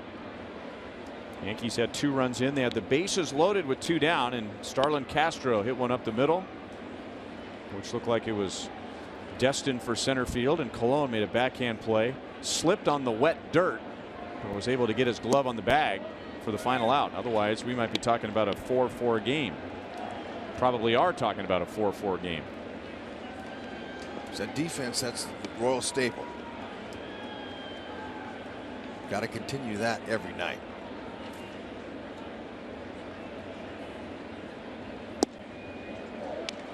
Lead-off walk. Number 3 tonight for Ventura. Here's that play.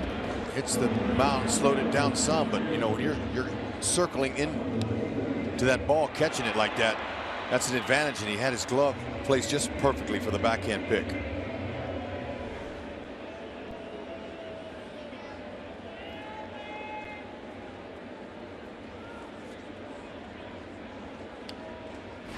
And now Starlin Castro, he's the one that hit that ground ball with the bases loaded in the second inning. Ed Yost said before the game, Yordano Ventura needs to give the Royals some innings, and if he doesn't do so successfully, well, he's going to just have to take one for the team, because the Royals used Dylan G for 5 1/3 innings in relief in the game on Monday, and then last night the Royals used Brian Flynn for 2 innings, Danny Duffy for an inning, so there's no long man out there.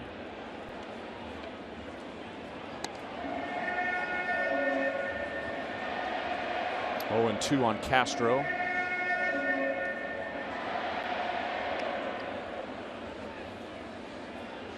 Gardner, he'll run if he gets a chance to. He's got 5 steals on the year, been caught once. But Ventura, he's been really good. Only 3 stolen bases he's given up in 392 innings. Oh, man. Fair ball. Alex plays it off the sidewall. Castro's digging for second, and he's in there. And the Yankees have runners at second and third and nobody out.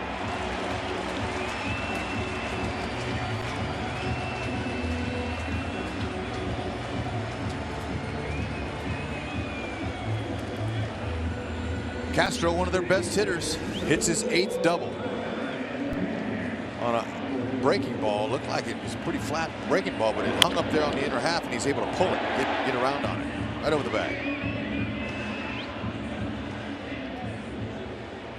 See how Eric Hosmer, once he touched first base, he ran to back up that throw from Alex Gordon in case he got back alone.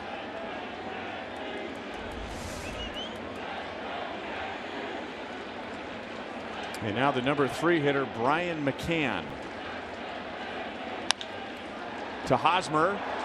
Bobbled, and Ventura slowed down. A run scores. McCann gets an RBI as Gardner comes to the plate. Ventura figured that Hosmer was going to make the play, so he stopped running over to cover. And Hosmer had to scramble to get the out.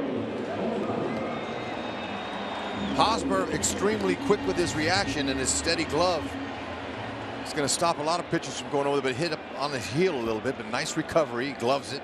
Ventura would have been there for him had he elected to toss it over there, but just hit on the heel. And Gardner froze at third base because he respects Hosmer's throwing ability. Had he been able to glove that, Gardner would have went back to third base. Infield is in halfway for Beltran. He grounds it to Hosmer. Castro holds at third, 2 down.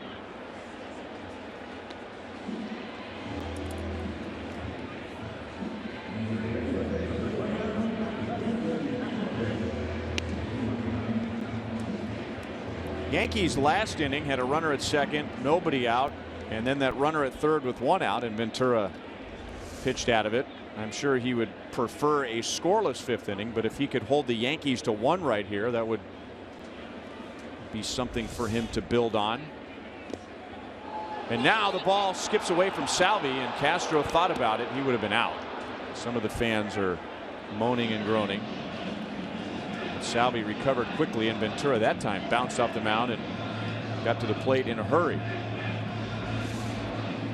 Salvi was able to keep it from going to the backstop. That was big. They would have given him a run there.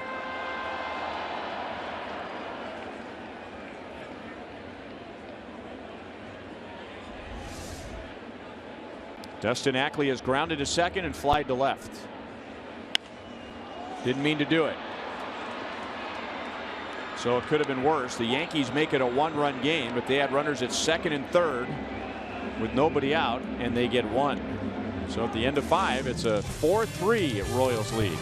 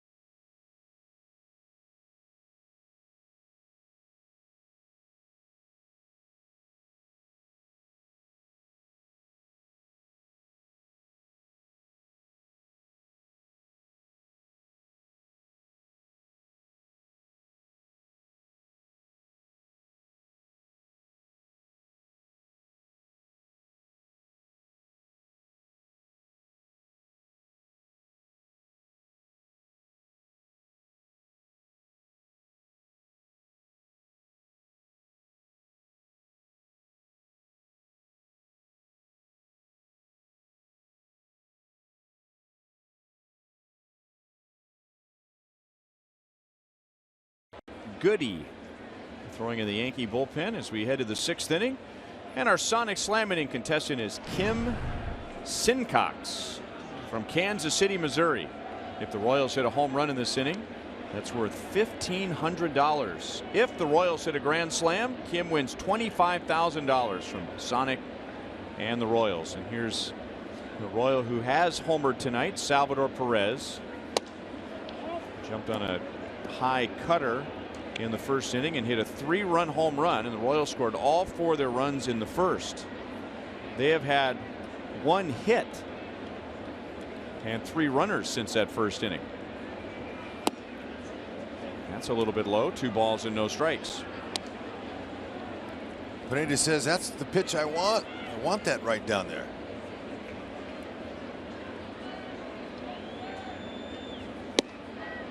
Taking all the way, 2-1. Alex Gordon had the other run driven in that 4-run 1st inning with a sacrifice fly. It's been a great pitch for Pineda. Hard slider, mid to upper 80s. 2 balls, 2 strikes. Had to know that was coming. That 2-0 pitch was the one right down the middle he took.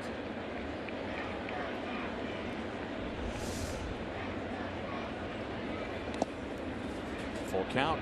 Next pitch will be number 100 for Pineda. And he's done that in 5 innings and 1 hitter.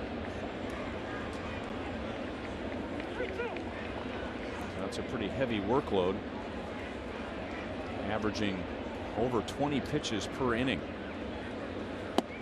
Salvi takes a leadoff walk. That is the 3rd allowed by Pineda.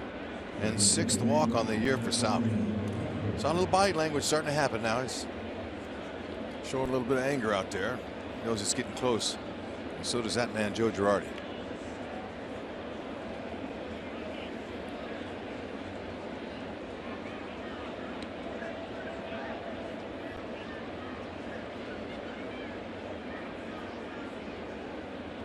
Salvi is almost halfway to his walk total from last year. Wow. There you go. Yeah.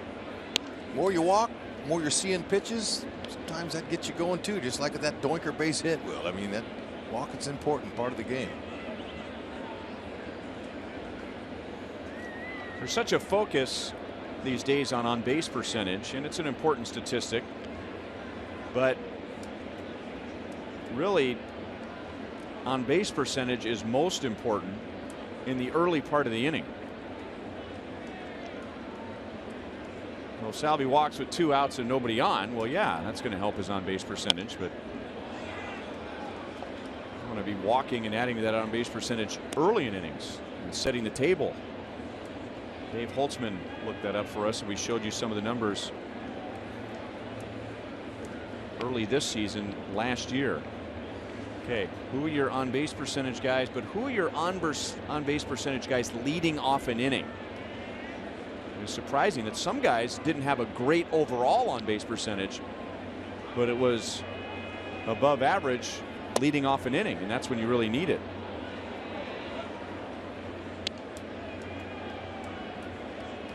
By the way, of Salvador Perez's 6 walks this year, 3 have been leading off an inning. So there you go. There's a guy who looks at the game and says, okay, what does the game require of me right now? Get on base, get the inning going.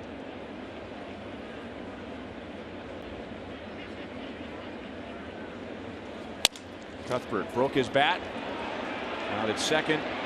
Close. Out. The Royals may take a look at that. Cuthbert doesn't look like he's in any hurry to get back to the Royals dugout.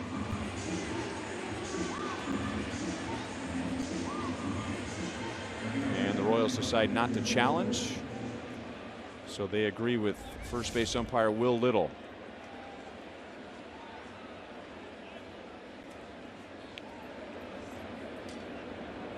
Looked like the right call.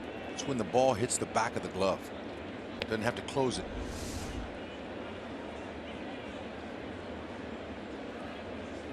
And now Christian Colon. Pineda has given him a bad time with that pitch right there, the slider, and has struck him out twice.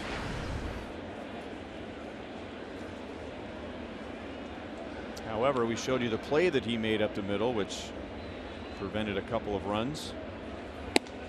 I remember when Joe Randa was Royals' third baseman for a long time, and he was frustrated. He wasn't hitting, but Joe was an outstanding third baseman. And Richie Dower, who was the infield coach and third base coach, said, you know what, you may not be hitting the way you want right now, but the goal every night is to put an egg in the basket. And when the basket's full of eggs, you win a game. So what can you put an egg in the basket every night? Can you do something defensively, right, offensively, maybe move a runner? You don't get a base hit, but you move a runner. Maybe you go first to third on a ball you normally wouldn't go first to third. Just find a way to put an egg in the basket every night. That's a good way to put it. Richie Dower is correct. I say, look, if you do one thing good, that's that egg. If you do one thing good that night, you've had a good game. It's how difficult the game is to execute. Colon's already done his. He'd like to do more.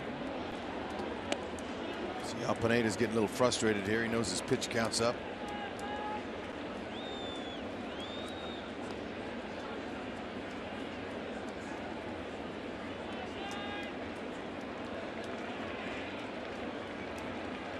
Pitch number 110. And it's a walk.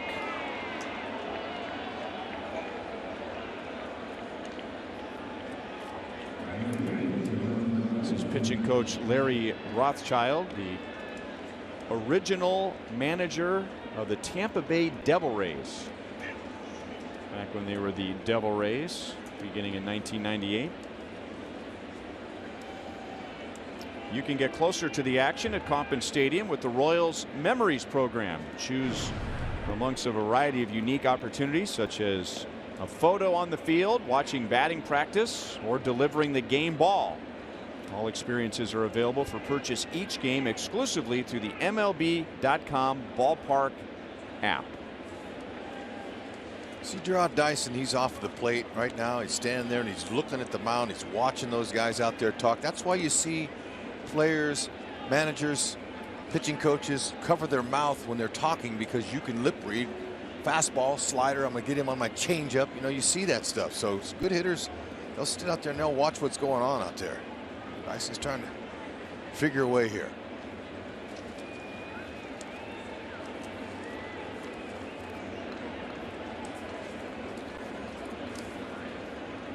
That's a season high 110 pitches for Pineda.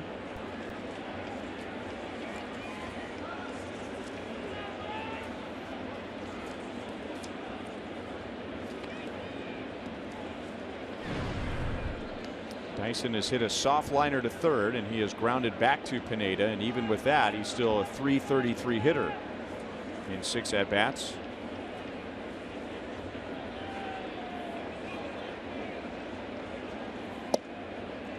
Over the inside for strike one.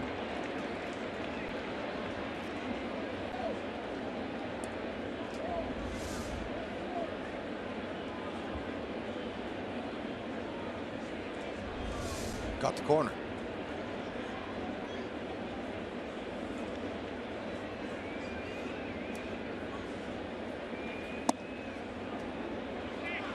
That one just missed the corner. 1-1.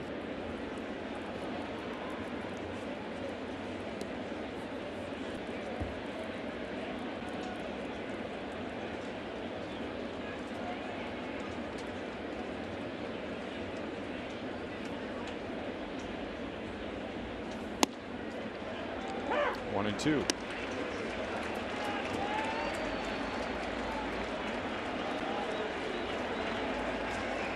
Not just a season high 113 pitches for Pineda, a career high 113. That's a career high by 2.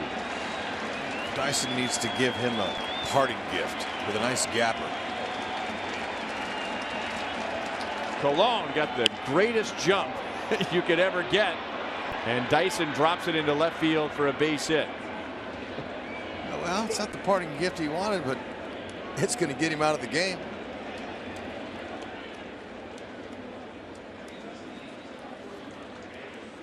So Nick Goody comes on with 2 on and 2 out. Chevy called to the bullpen.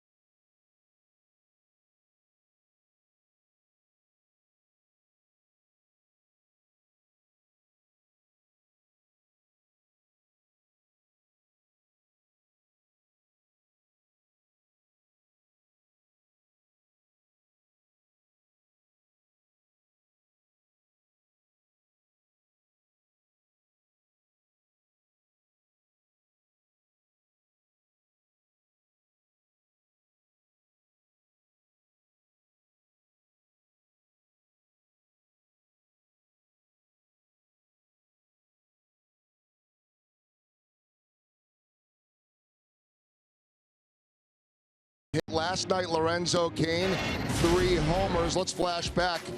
to the last time a Royal had 3 homers at Yankee Stadium, July 17th, 1993 for Bo Jackson, all against Andy Hawkins. He never had a chance at a 4th because he got injured in the game diving for a ball that Deion Sanders hit. Left the game. Deion Sanders had an inside the park home run. So the best part was the 3 homers. The second part of the story, guys, Deion got hit in the 9th inning by Jeff Montgomery, who had come in to close the game. I said, Monty, you hit Deion Sanders in the 9th. And Monty says, it wasn't an accident. Pick out a thigh. Yeah. That way, Monty. That's what you do sometimes. Monty will hit anybody. Better believe it. Here's Nick Goody. I've heard some stories about Monty in spring training games. Or on the Goodyear tour to Japan. His former minor league teammate, Paul O'Neill, who's also a Yankees broadcaster, they were teammates in the minors in Cincinnati. I told him that story today, and he goes, he used to hit guys all the time in the minors. And Monty said, not all the time. Come on, Monty. Greatest guy you'll ever know off the field.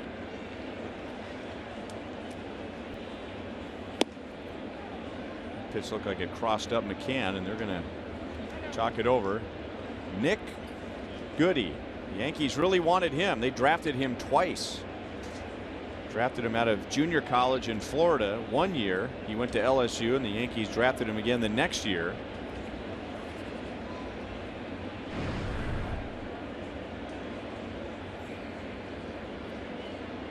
State College of Florida. And this is where he first went to college. 24 years old. Facing the Royals for the first time. 2 on, 2 out. That's a 3rd Royal that's been hit by a pitch tonight.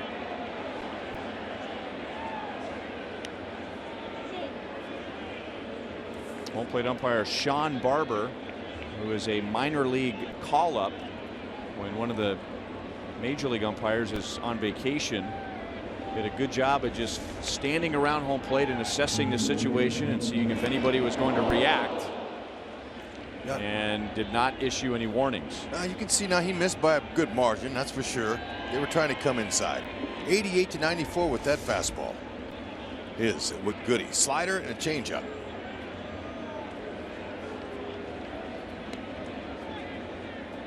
Bases loaded, 2 down. Royals are still looking for their first hit all season with the bases loaded.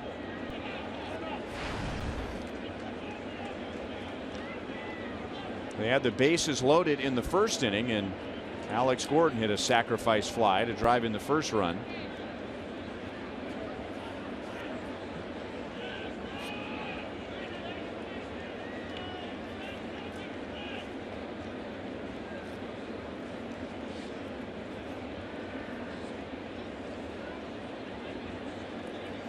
They're going to have to start getting a couple hits with the bases loaded here now. Start mixing up some big hits there, and they get those runners full. Going to help them a lot.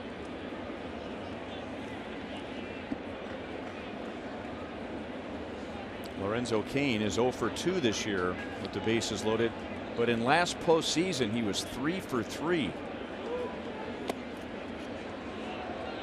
2 balls and no strikes. He's going to have to bring that fastball in there one of these times here. A little bit leery.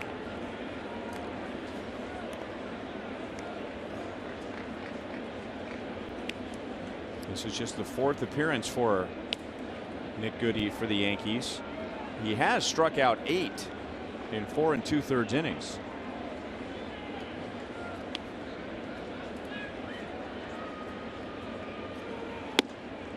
Lorenzo wants to take a look at a strike, and it's 2-1. Good idea right there. I know fastball's coming 2-0. I'm jumping on that one. But you know, Lorenzo Cain's comfortable. If he throws it 2-0, he might throw it 2-1. But bases full there, 2-0. You want to be aggressive. Knock them runs in. Got another fastball. Muscled up, and he's mad that he didn't do more with it. 2 balls, 2 strikes. Got one similar. That ball was in just about an inch or 2 more inside. That 2-0 was the one. But he's got a chance here. 2 outs to see if he can sneak something out there.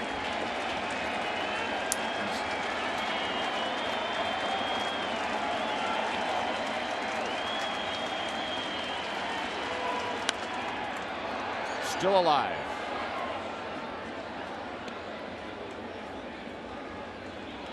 Still got a pitch to work with on Kane, and the slider's one of Goody's best pitches.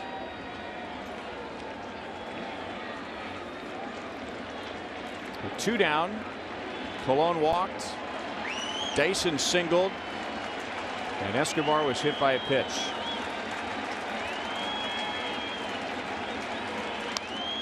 Off the end of the bat, that's foul.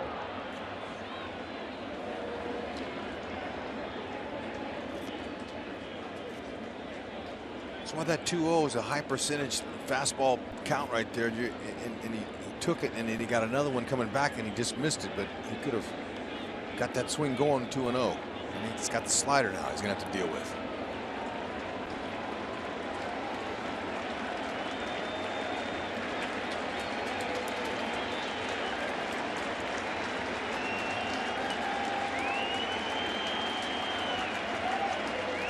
Slider into center field.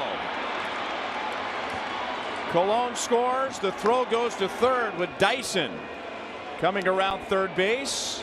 And Lorenzo Cain, after driving in 5 last night, has driven in 2 tonight. It is 6-3 Royals. Looking for the mistake on the slider, and he got it. And he was so quick. Watch how he reads this. Man, that ball stayed up, and that ball was laser lined out there to center field. Clutch and timely. Lorenzo Cain all of a sudden emerging as the bus driver here the last couple of evenings. First hit with the bases loaded was a beauty. They'll take it. And when we come back, Phil Koch will be done with his warm-up tosses. Chevy called to the bullpen. Royals lead 6-3.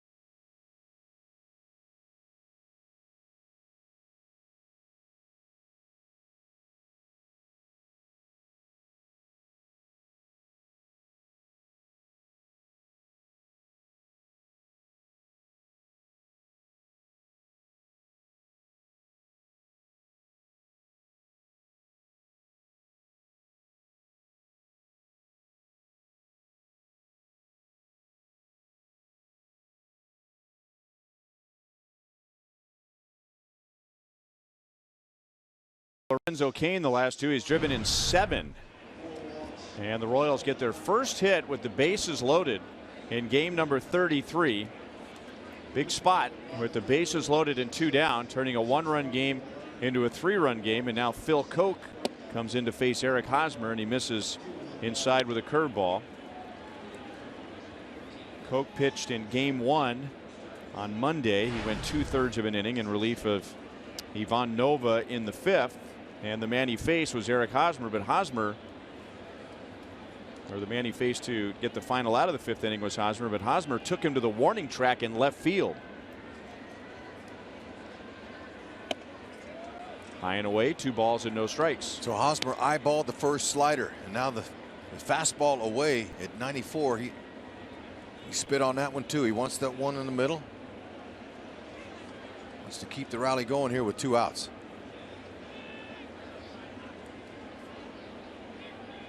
All of this started with 2 outs and nobody on. Ooh, man. 2-1.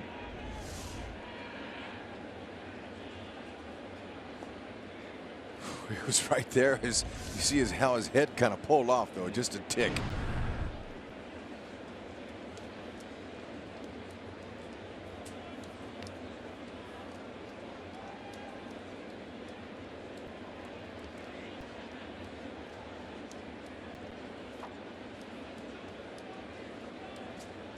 Hosmer has Escobar at second base and Kane at first. Perez opened the inning with a walk, and then Cuthbert grounded into a double play. So 2 outs, nobody on. Colon walked. Dyson singled. Escobar was hit by a pitch, and then Kane hit the 2-run single.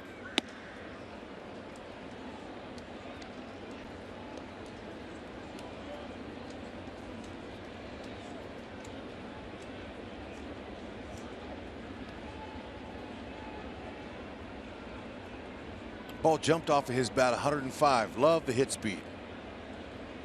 Thank you. And Goody stuck his hand out as though he was going to stop that. Good thing he didn't hit his hand. Ooh. That was ball 4. Let's check it out.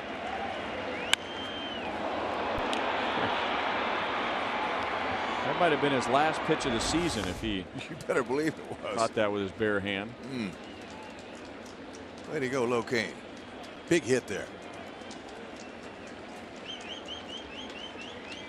Haas is not looking to water the garden in left field. He's looking to hit a 3-run bomb. The way he's swinging, 3-2. What's he going to throw it? He put it in play, and Koch throws him out. With 2 down and the bases loaded, Lorenzo Cain drives in Christian Colon and Gerard Dyson, and the Royals lead 6-3.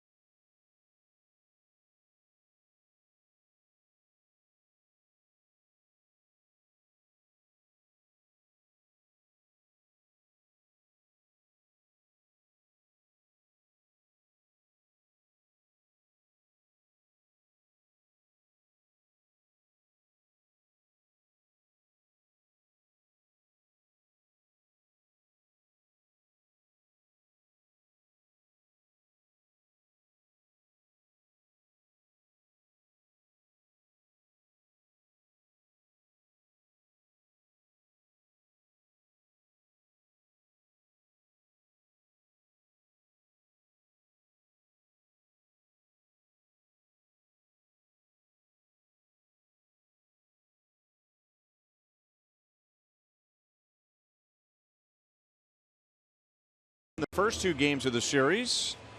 Royals play here tomorrow night to wrap up a 4-game set and then head back to Kansas City for a week. So they'd like to make it a 3-4 road trip if they can win tonight and tomorrow. Lorenzo Cain has driven in 7 in the last 2 games. Yordano Ventura took the mound in the bottom of the first inning with a 4-0 lead. The Yankees scored 2 in the second, 1 in the fifth to make it a 1-run game before Lorenzo Cain drove in 2 in the top of the sixth. It has not been a dominant performance by Yordano Ventura. However, there have been some key moments in the game tonight where in his last 2 starts he let the game get away from him. In the second inning when the Yankees scored 2, Ventura walked 2 in that inning and the Yankees had the bases loaded and Ventura got out of it, allowing just the 2 runs. And then in the 5th inning the Yankees had runners at second and third and nobody out, and they only got the 1 run, and that was on a ground ball.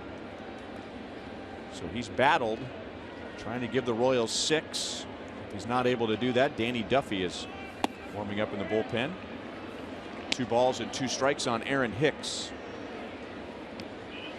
No, he's hung in there. He's battled tough. You know, he had that one tough inning, but it really wasn't his fault. You know, Haas didn't elect to throw to second base on there, and that run Hicks scored, and then made a good pitch on Headley, and he kind of jammed it into left field. But overall, much better performance.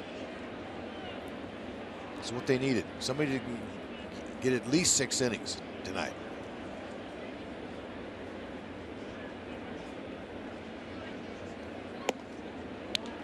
And the count goes from 0-2 to 3-2.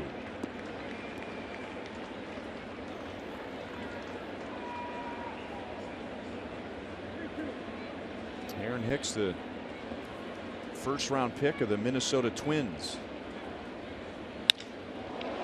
That's hit well into right center field. Cain will cut it off. Hicks takes a wide turn and holds with a single. That's Hicks' first 3-hit game of the year. Royals will be giving away the first of 5 special bobbleheads on Saturday. With the Braves in town, the first 20,000 fans to come through the gates receive a Ned Yost bobblehead presented by Commerce Bank. All the bobbleheads this year commemorate the 2015 World Series championship run and showcase special moments from the postseason. That's Saturday. Outside of Didi Gregorius.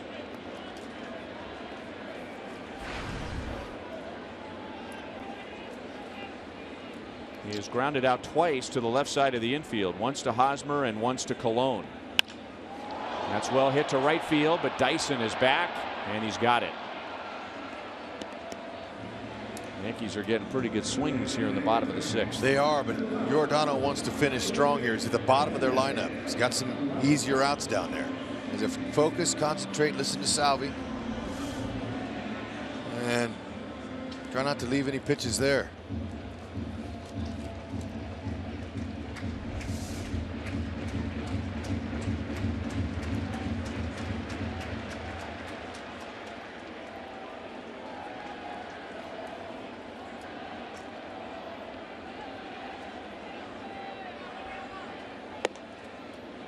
Still throwing 96. He hasn't had good control with his fastball. It's kind of come and gone tonight. Well, you know, he's still recoiling a little bit. You know, after he fires that ball, he swings that right leg around, and his arm comes right back up again and leaves it up in the strike zone.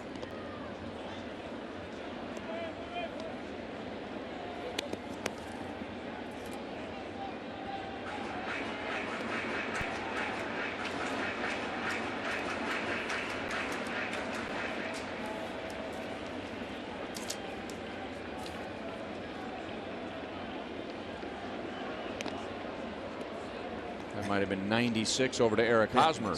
Is he quick? There's a reason nobody steals off of him. He's quick with his feet and then throws a dart over there to first. High strike, 2-1.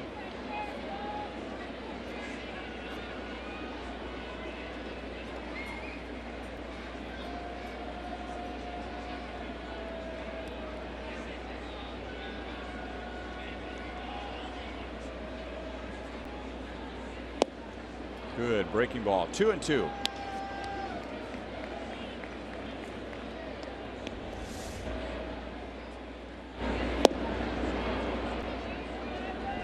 Beautiful spot.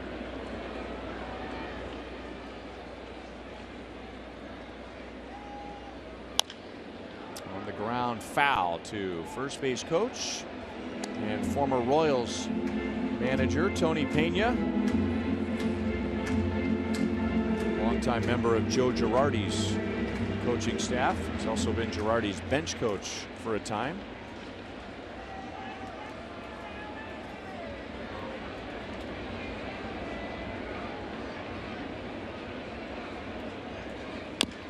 Off the plate, Ventura will play it to first.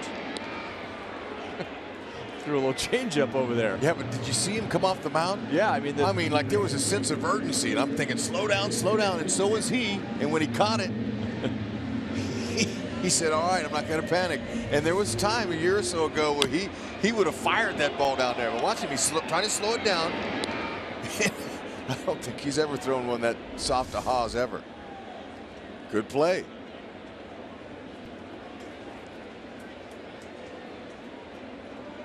Play looks easy, but sometimes when you're wound tight, and Giordano, he knows this is an inning he wants to finish off here and leave the decision to Ned. He's already got 93 pitches thrown.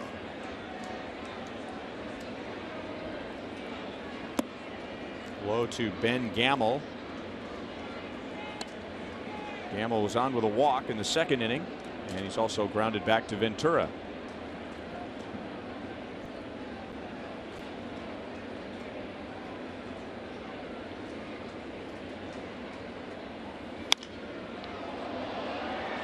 Two balls and one strike. 95 pitches for Ventura. He's been very much a contact pitcher tonight. 12 outs on the ground, and with that big arm, he has struck out one. And that great defense. No wonder. I'm happy to see that. And he's really bared down with runners in scoring position tonight as well. 0 for the last 7 Yankees with runners in scoring position against Ventura. So we're seeing some good signs.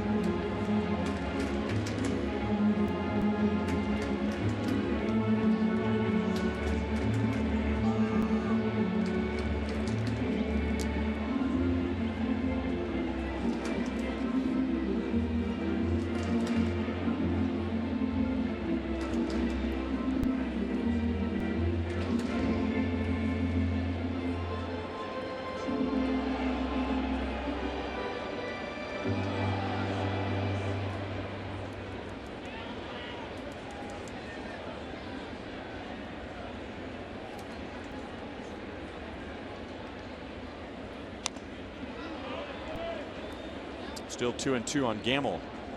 If Ventura can finish off the Yankees in the 6th inning, then he goes 6 innings. And the Royals have only had a starter go 6 or more innings 3 times in the last 14 games. On the ground to Hosmer. He's been busy. And to the bag. That's the 5th time tonight that Hosmer has handled a ground ball and gone to the bag unassisted. So Ventura does go 6. The Royals lead 6-3 to the 7th inning.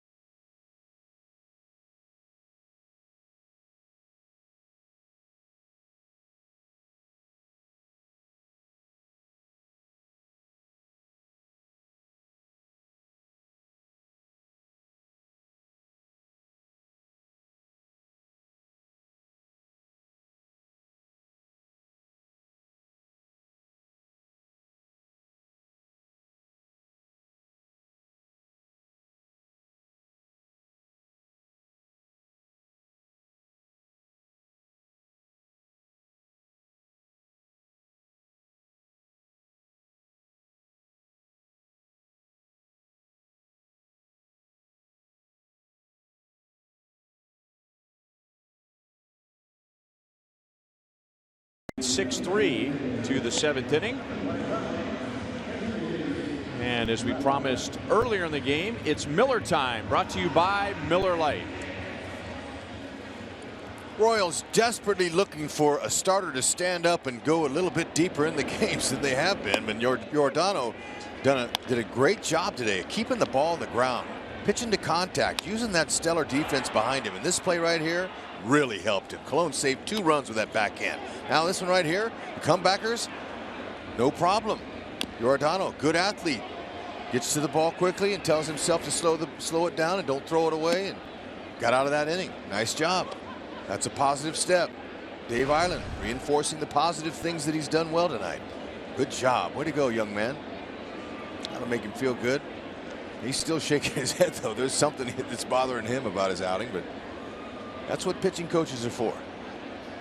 Well, it's not a great line. So if you didn't watch the game tonight, you might look at it and say, well, quality start, 1 strikeout.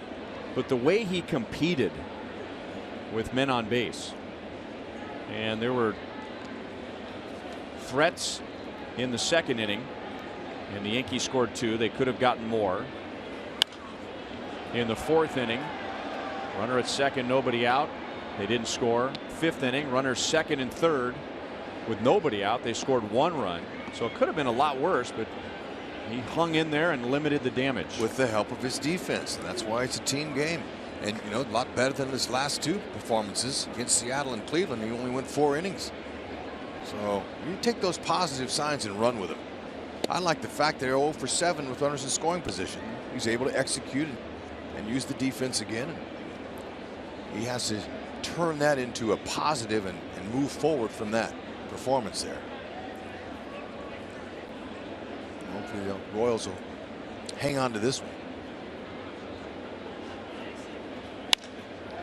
Kendrys Morales goes the other way. It's a 4-run game. And it's number 4 for Morales.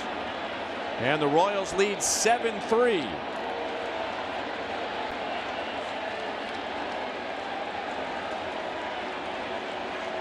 Morales having tough luck, hitting a lot of atom balls, says, catch that. Nice and calm, ho-hum, done it before, fastball away, and he knew it. Beautiful swing, there it is. Nice to see that production from the right hand side of the plate for Morales. 2nd home run from the right side.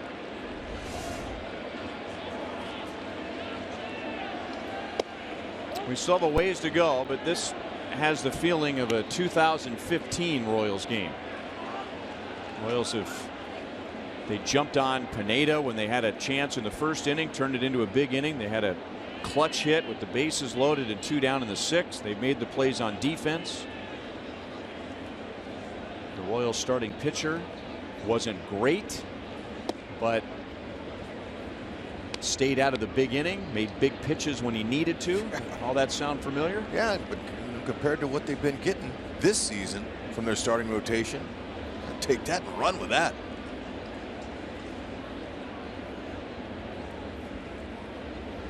You know, in the open of our show, we talked about some of the guys and their hitting and how they're coming along. That's a positive. They're starting to get hot. Oh, too bad. It's the 3rd baseman, Headley. It's a good swing right there by Alex.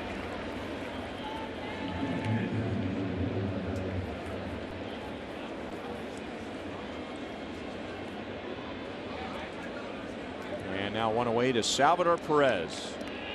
He had the big hit in the 1st inning with 2 on and 2 out.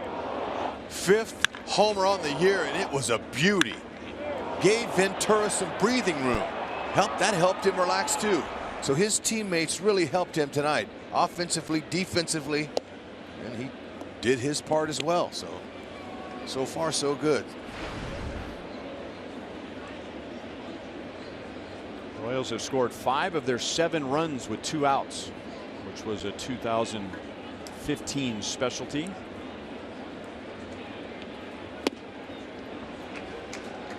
One and one against Phil Coke.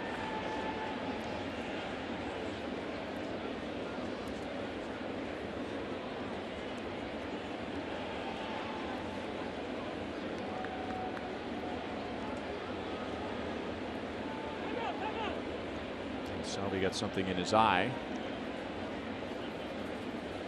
Nothing worse. You're about ready to stare down a guy throwing mid-90s. Eyelashes, gnats, sweat. Some of that stuff kind of creeps in at the wrong time. You're in trouble. You got to step out.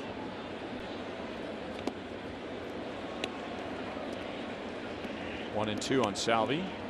Remember to vote for the Royals Player of the Month at one of the 7 Rally House locations in the Kansas City metro area. All participants will be entered to win a majestic prize pack.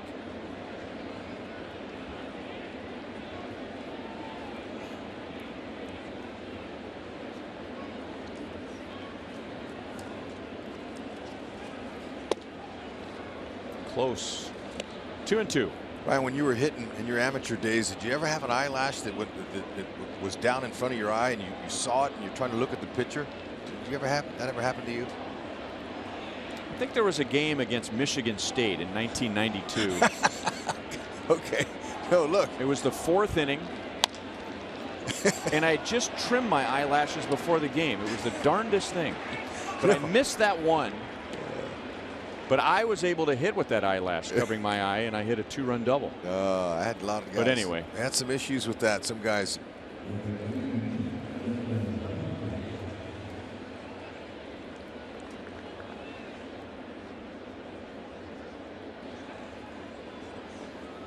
And now Cheslor Cuthbert 1 for 3 with an infield single. And now Cuthbert has hit safely in all 5 of his starts this year after having a big start to the season at AAA Omaha.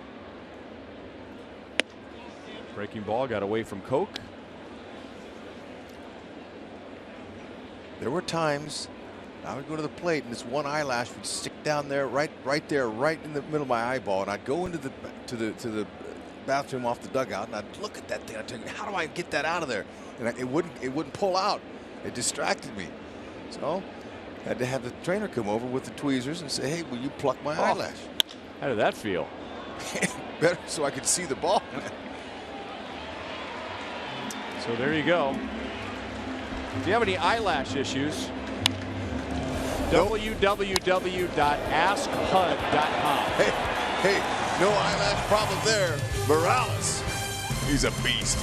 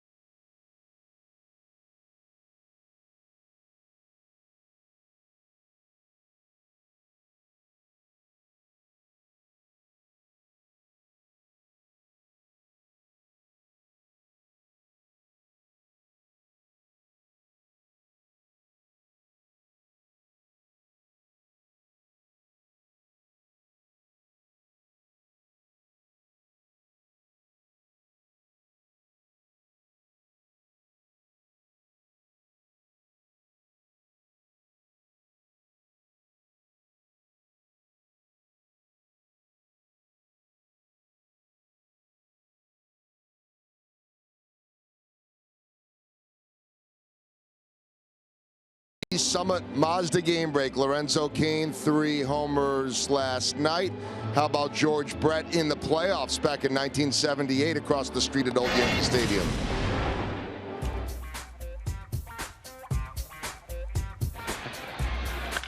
That pitch is hit high in the air and deep to right. It is gone in the upper deck for Brett. Brett Brett hits it well again. Rivers turns his back, goes back. It is gone. Brett is 2 for 2. George Brett hits it to right field. Is it 3 in a row? Yes! Incredible! What a performance! What a performance by George Brett in the playoffs. Lorenzo Cain last night. And those 3 home runs, guys, by George Brett back in 1978, all in a matchup of future Hall of Famers, because it was against Catfish Hunter, who gave up all 3. Only time Hunter did that in his career, giving up 3 against 1 player. And back in 75, John Mayberry had 3 in a game at Texas, all against future Hall of Famer Ferguson Jenkins, the only time he ever did that. No one had any eyelashes in their eyes, by the way.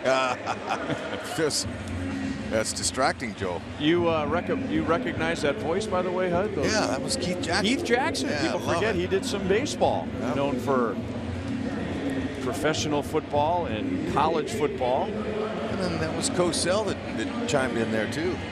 There's Royals Vice President of Communications and Broadcasting, Mike Swanson, who for many years was Keith Jackson's statistician. Really? Yes. I did not know that.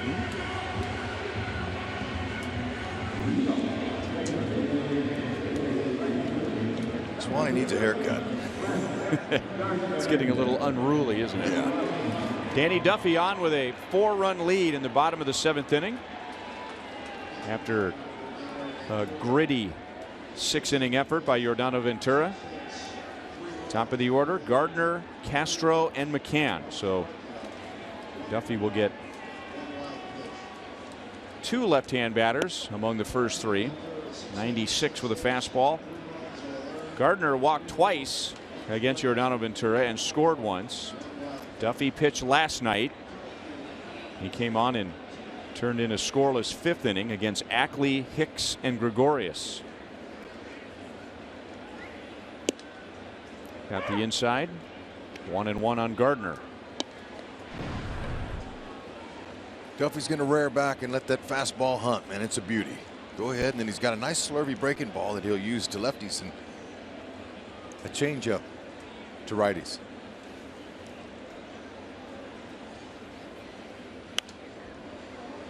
One ball and 2 strikes.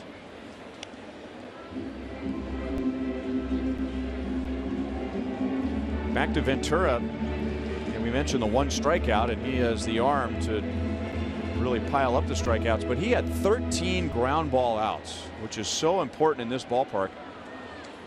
A career high 13 ground ball outs, so that's something to really build on for his next start. A lot of positives he can draw from. That's what you do when you're scuffling a little bit. Human nature wants you to think about, oh, well, I messed up here. Well, I didn't do this, didn't do that. But that's why you have Dave Island and Salvi and teammates to pick you up. Some of those ground balls were huge tonight. Right. When he needed a ground ball.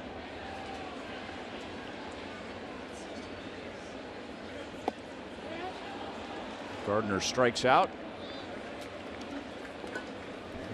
Oh, a good start for Danny Duffy. 1 down in the bottom of the 7th inning.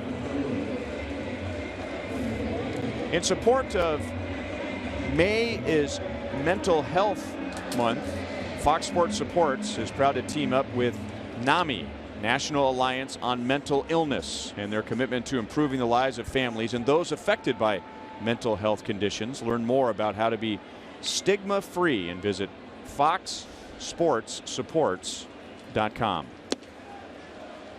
A strike to Starlin Castro.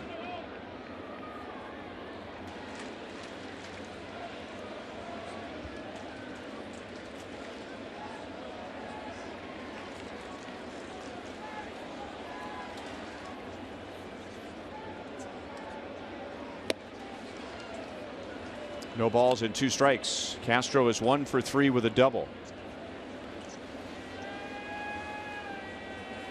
Just found out that Max Scherzer, the former Tiger, now pitching for the Nationals, facing his former team. He has struck out 20 tonight. Man. Alex Gordon into left center field to take care of Starlin Castro. So that ties him with Roger Clemens, who did it twice, Kerry Wood, and Randy Johnson. Phenomenal feat. 20 strikeout games. So Man, only 7 times in 9 innings did the Tigers put the ball in play. oh, and he did it against his old team. What a shame. A couple of no-hitters last year. Max Scherzer. Yeah. Great fastball. 98 from Danny Duffy, and strike 1 to Brian McCann.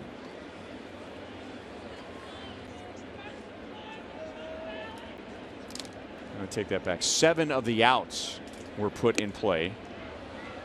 Tigers also had 6 hits, but 7 of the 27 outs were put in play. The other 20 strikeouts for Max Scherzer.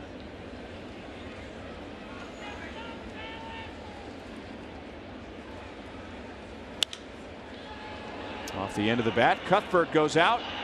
Look out! Alex makes the play. So Cuthbert peeled away at the last moment. And Danny Duffy out of the Royals bullpen gets the top of the Yankees order in order.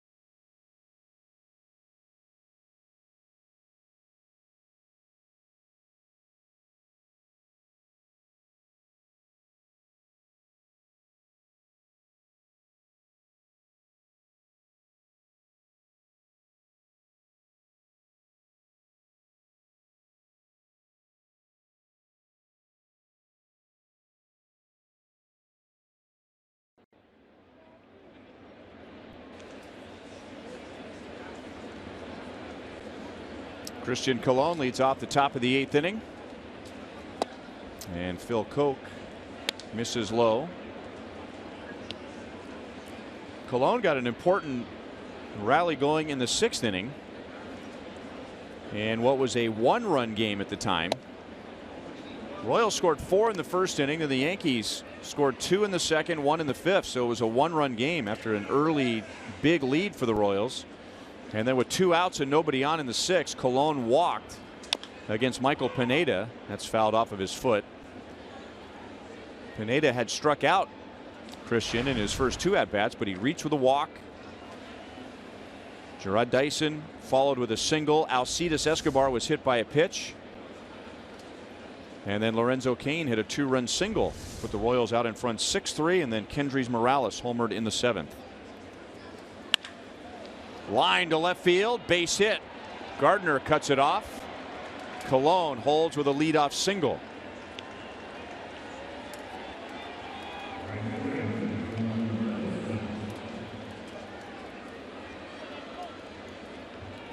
There's a look at Aroldis Chapman in the Yankee bullpen. We've seen him in the first 2 games of this series.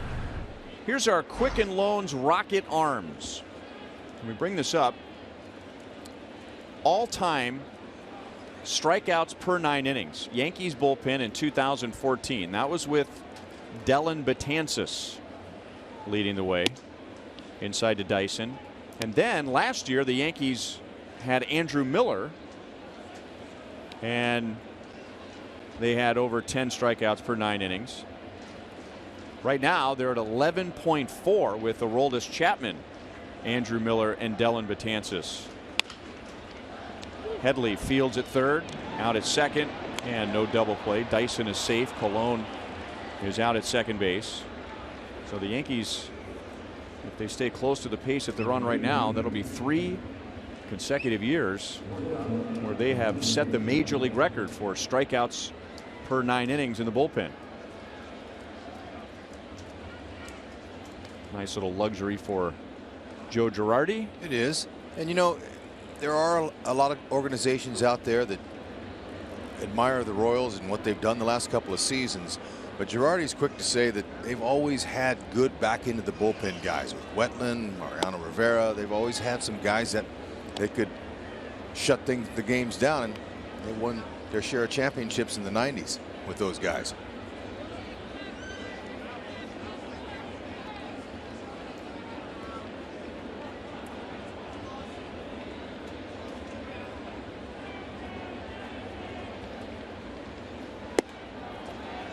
Strike to Alcides Escobar. He thought that was high. Phil Koch with that slide step, that's kind of keeping Dyson at first there. He's quick home.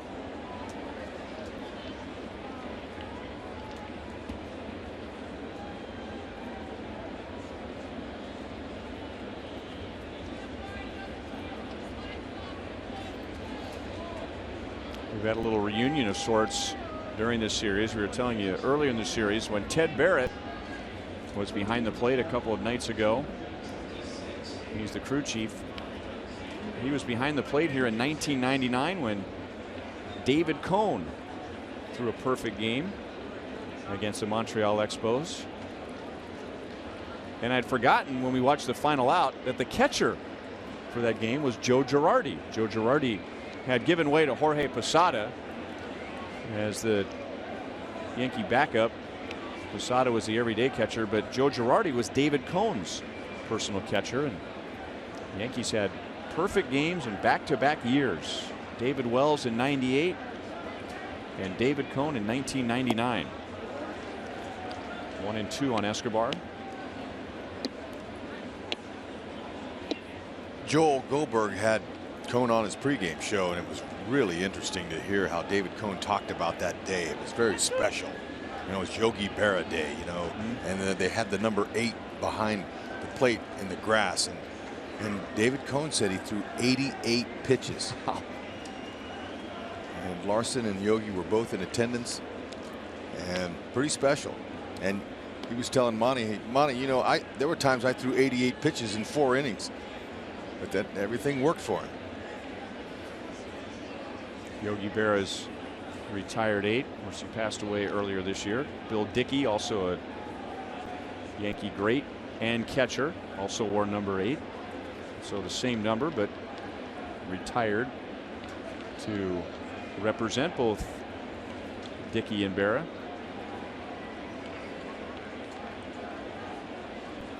I got a chance to see the David Wells perfect game in 1998. That was against Minnesota. Nice.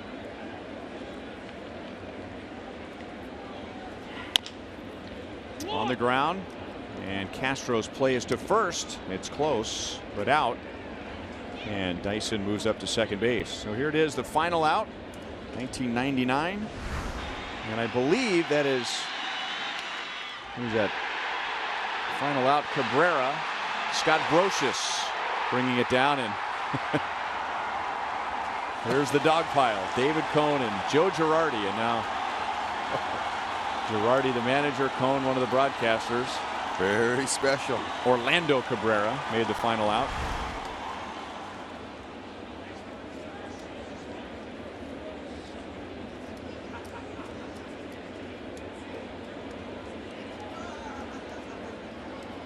Lorenzo Cain, last time up, got the first hit of the year with the bases loaded for the Royals. It's beauty, right back up the middle. Hit speed, well over 100.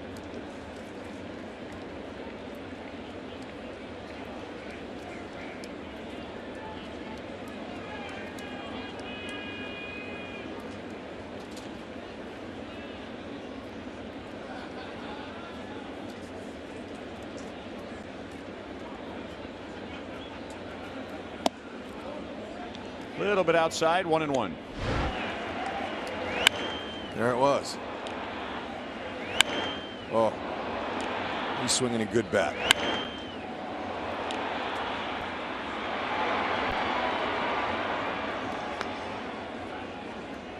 Our Cricket Wireless, something to smile about. Kane has driven in 7 in the last 2 games. Had a 3 home run game last night. That included 5 RBIs.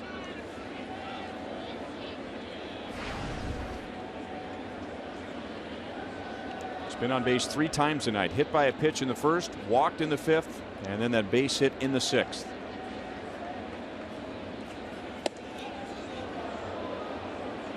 Two and 1. Royals have been hit 3 times tonight. Kane in the first, Gordon in the 3rd, Escobar in the 6th. Yeah, and so Lorenzo Cain, after this one, ooh man, he's fortunate, very fortunate. And then he was able to get out of the way of that last pitch thrown by Koch. Stayed in the game and got a big hit. He's not done.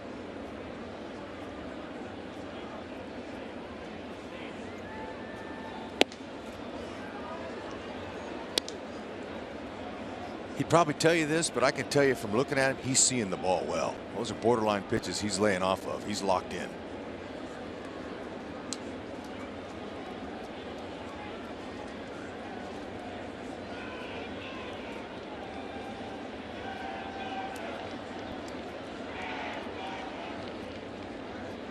Dyson runs, and Kane chops it foul.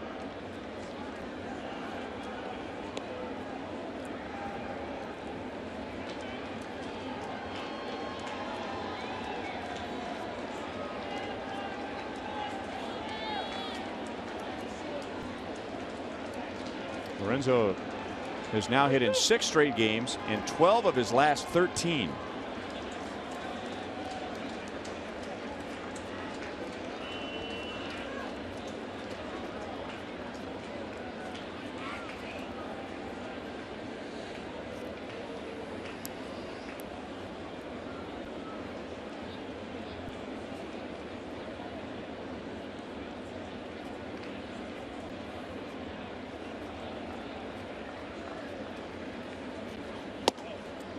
Inside, so he continues to see the ball well. That's the 4th time he's been on base tonight.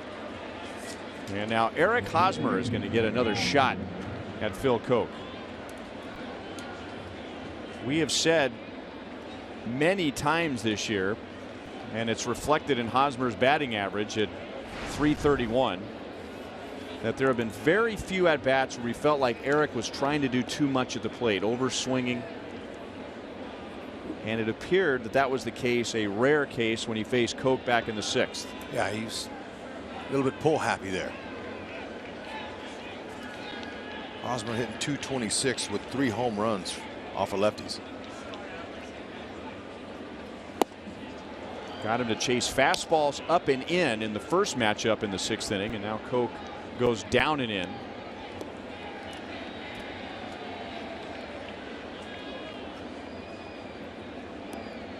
Hosmer has a 2-hit game. He was part of that 4-run rally in the first inning. He singled and scored on the Salvador Perez home run. Way outside, 1-1. It's interesting to watch Dyson and Kane on the bases. Kane, he's like on point just watching Dyson. Gerard Dyson acted like he wanted to take a steal there, and Lorenzo Cain, he's with him, so he's watching Dyson. If he goes, Cain will go. There's no real sense of urgency to try to steal here, but Lorenzo Cain, he's got Rusty to watch that first baseman behind him. They go, and Hosmer bloops it to center field, and Hicks is there. To the bottom of the 8th inning, the Royals lead in New York 7-3.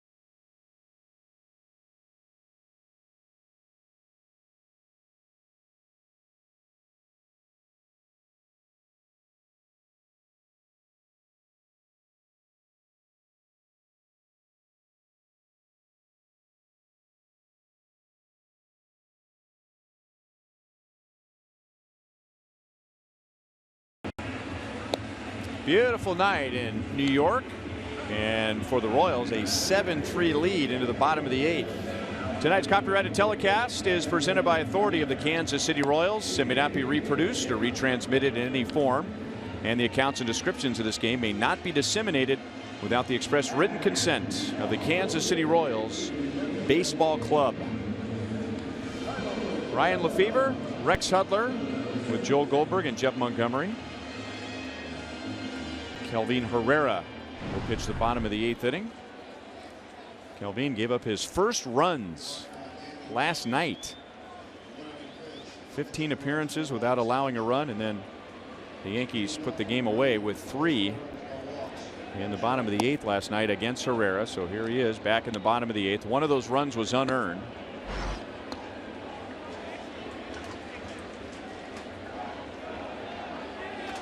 Herrera gets Carlos Beltran, Dustin Ackley, and Aaron Hicks. And that's well hit. Right center field, deep. And Carlos Beltran just missed his 400th career home run. Now he is just in, and Alcides Escobar thought that he got him.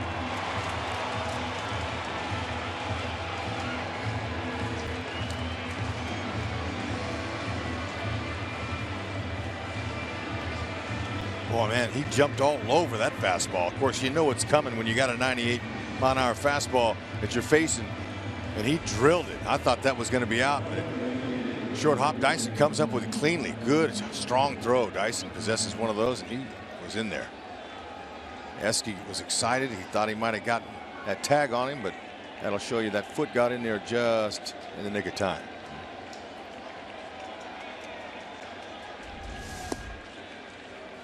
Low to Dustin Ackley, who is 0 for 3. Carlos Beltran, he is already one of just 8 players in Major League history with at least 300 home runs and 300 stolen bases. When he hits his 400th home run, he'll be one of just 5 with 400 home runs and 300 stolen bases. What? He hangs in there a few more years. He could get some Hall of Fame numbers up there. It's rare company. And when you're talking about switch hitters and all-time home runs, 399, only Mickey Mantle, Eddie Murray, and Chipper Jones have more. And right behind him is teammate Mark Teixeira.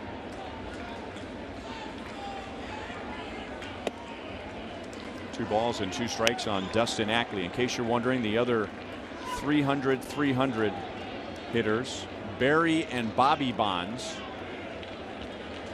Alex Rodriguez, another Beltran teammate, Willie Mays, Andre Dawson, and then here are the tough ones. Broken bat.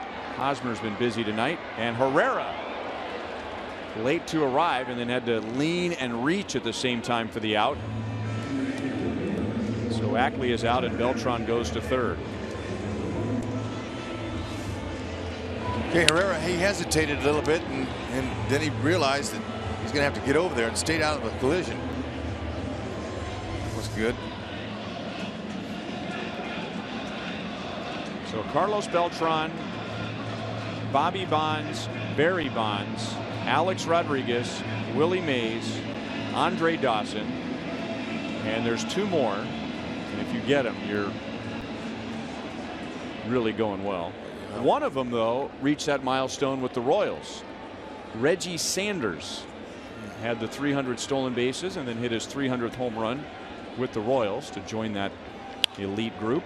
And the other, Steve Finley. Wow. You can guess all month. Would have never gotten those guys. Take you to get to Steve Finley.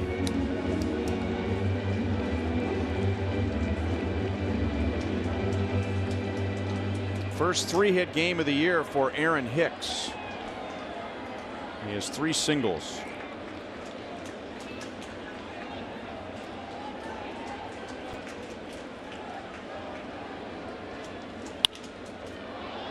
That'll be into the crowd. Big fastball. He's got an excellent changeup. And he throws high 80s, low 90s. He's got a slider he's been very effective with so far this year, Herrera.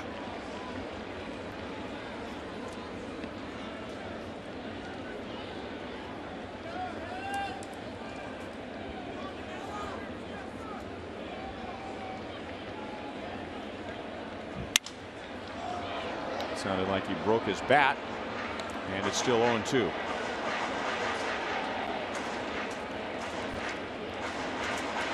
You can follow the Royals live on your phone and tablet with MLB.com at bat.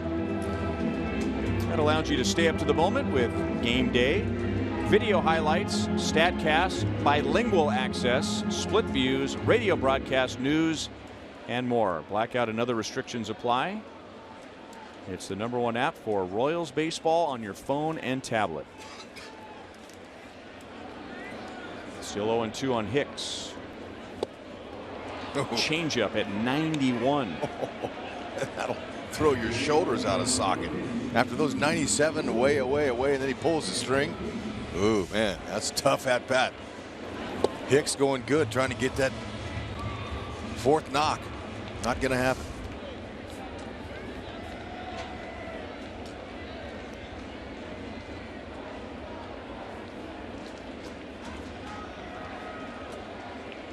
And now Herrera gets Didi Gregorius.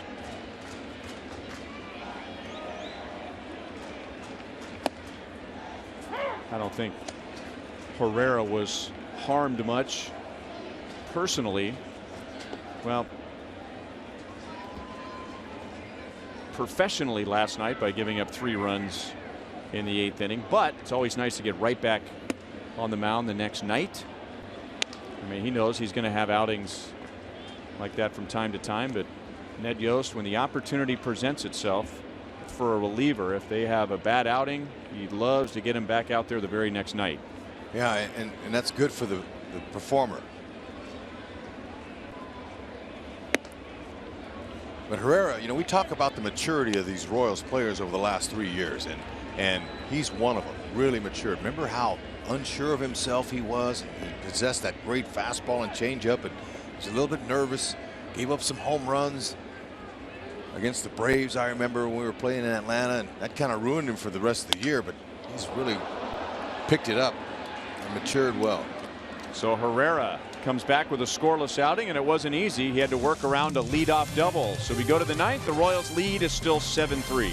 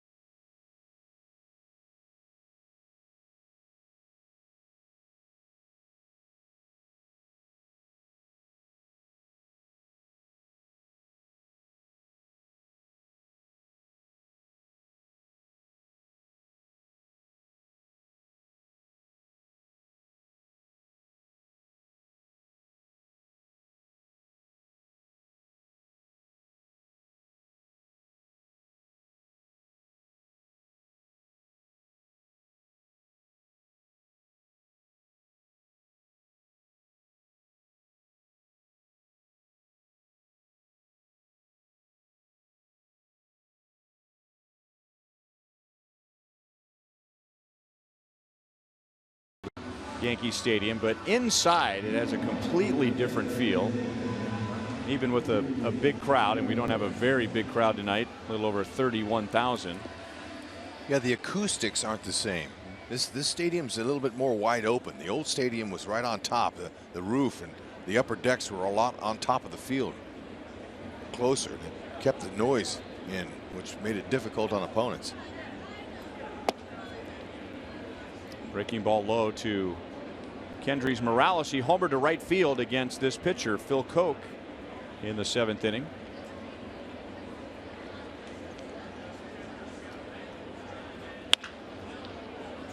Right to Headley. One down in the 9th inning.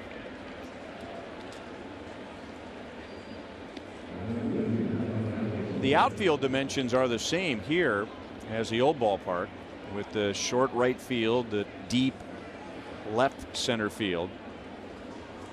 And as this ballpark was being built, they talked about how it was going to be very similar to the other one. And that was the first thing that I noticed when we came here in 2009, was how much farther the fans are away from the field.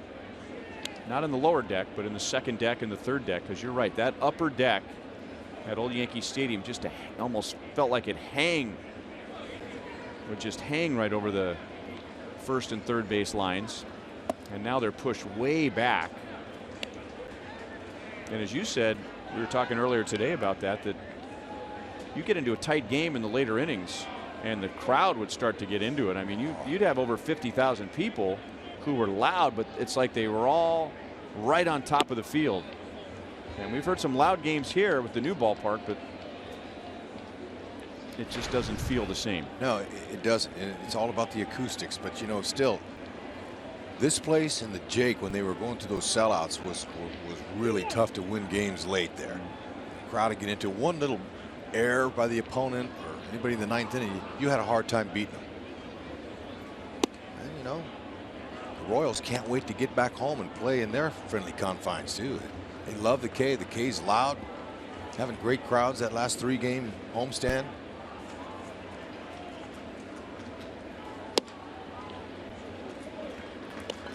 Alex takes a walk, puts him on base for the 2nd time tonight, and that's the 2nd walk allowed by Phil Koch.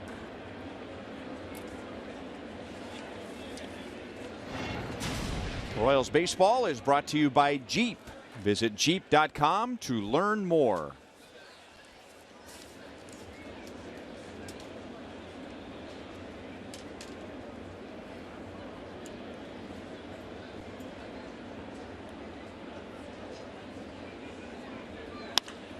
Salvador Perez didn't quite get it.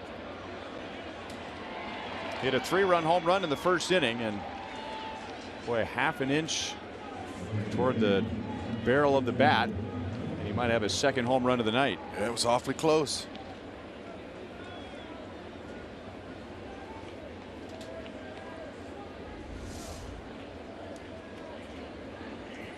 Ball's down. Had the right idea just off the end. You know, we talked about the positive signs we're seeing offensively from this team. Giordano gave them a nice start today, but another positive thing about their offense is 6 walks, a season high. That's great. They're seeing the ball well. They're getting on base and pressuring their opponents. And there's a Wade Davis sighting. 2 of those walks, by the way, came around to score. Royals also had a hit batter come around to score. 0-1 to Cuthbert, and now no balls, 2 strikes. You know, I'm glad you brought up getting back to Kauffman Stadium. I know the Royals have to say the macho thing about, you know, you just have to deal with travel and you have to deal with late nights and long road trips, but this is game 15 of a stretch of 13 out of 16 on the road, and the Royals' recent slide coincides perfectly with that stretch of games. They are 3-11 since the beginning of that stretch. They have been to the West Coast twice during that stretch. They have had several late night / early morning arrivals going to and from the West Coast. And so, even though it's only the early part of May, getting into the middle part of May. I would think there's some fatigue that has something to do with how the Royals have played the past couple weeks. Gamble makes a play in right field, and Wade Davis will come on with a 4-run lead in the bottom of the 9th inning.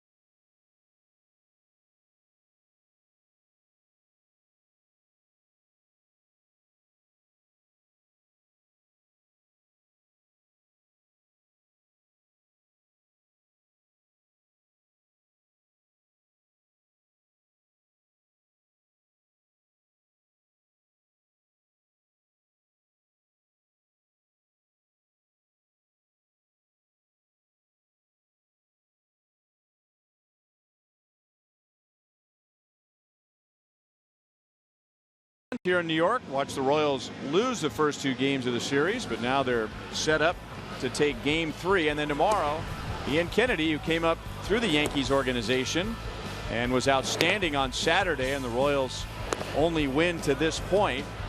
A combined shutout, 7-0 over the Indians. 4 hits, 6 strikeouts. Man, he made that look easy too, didn't he? Man, pitching to contact. Hope he's on tomorrow. Against Nathan Eovaldi, who is 2-2 with a 4.78, and he struck out 37. Big fastball Eovaldi has. He'll reach upper 90s. Royals love that. The harder the better for him. Grounded foul by Chase Headley. Wade Davis pitches for the first time in a week. The last time he pitched was last Wednesday against the Nationals, the final game of the homestand. He has saved 8 of the Royals' 15 wins, and he's only pitched 3 times in the last 10 games. Well, you know, I think that's good. They do a good job of gauging their bullpen. You know, especially going back to last year, the Royals starters had the least amount of innings, but no one in the bullpen was taxed because they spread out the innings nicely. Ned Yost did a great job of managing that bullpen, and you know, Wade Davis is well rested. Chase Headley has an eyelash issue. Yeah, believe it. Happens.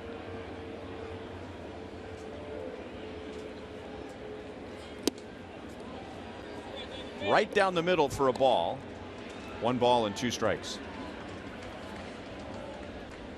Wow. Oops.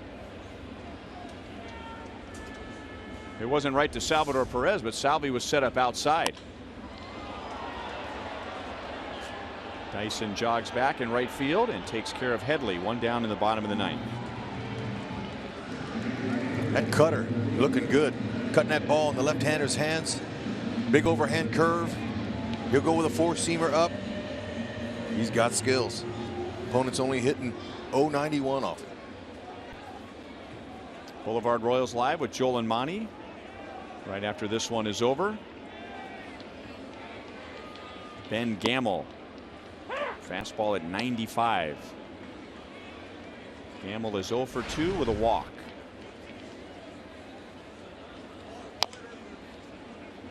And now it's 0-2.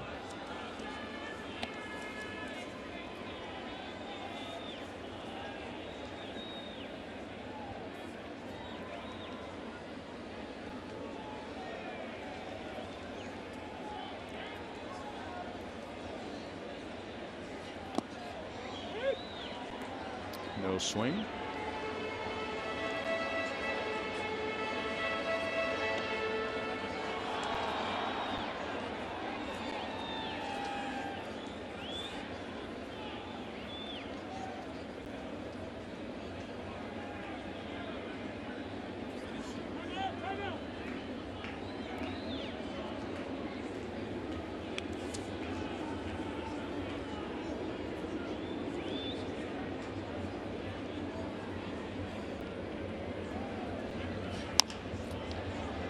Out to Cologne.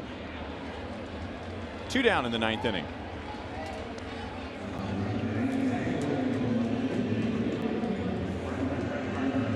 Christian Cologne picked up Yordano Ventura early in this game with a nice backhand play. Saved 2 runs. Slipped on that wet infield dirt, which you've been talking about all series. Yep. And he is starting tonight for the 4th time on this road trip. 4 times in 6 games. Okay.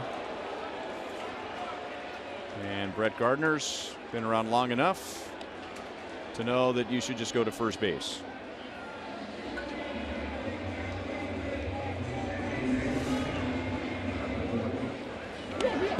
Coming inside, accidentally picked out a thigh. Sorry.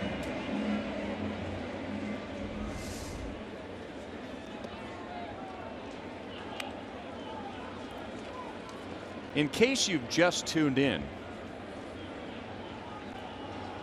Yankees pitchers tonight, and we think unintentionally, hit 3 Royals batters. Maybe some question as to the first hit batter, but we'll give them the benefit of the doubt and say 3 Royals hitters were hit unintentionally, and that's grounds for a fastball. Sometimes, not all the time, sometimes fastball might get away from you. Yeah. Now, fortunately, Lorenzo Cain stayed in the game and didn't get hurt. Had he not been able to finish that game and come out, then there's real trouble. Could have gotten ugly. Royals so far early this year, defending their crown, haven't been really challenged like they were last year so far, but there's a long way to go. Well, teams found out that didn't work. All right.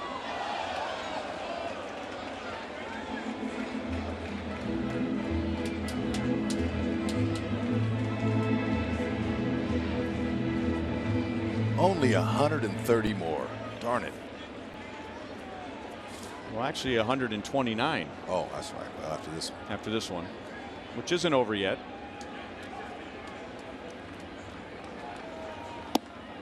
One and 2. Gardner takes second base.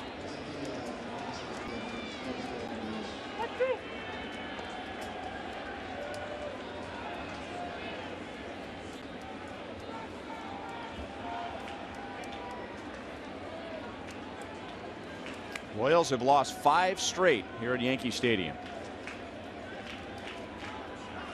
And that is over. Big game for the Royals. Good starting pitching, good defense, big night on offense. Salvador Perez got the first big hit. The Royals scored 5 of their 7 runs with 2 outs.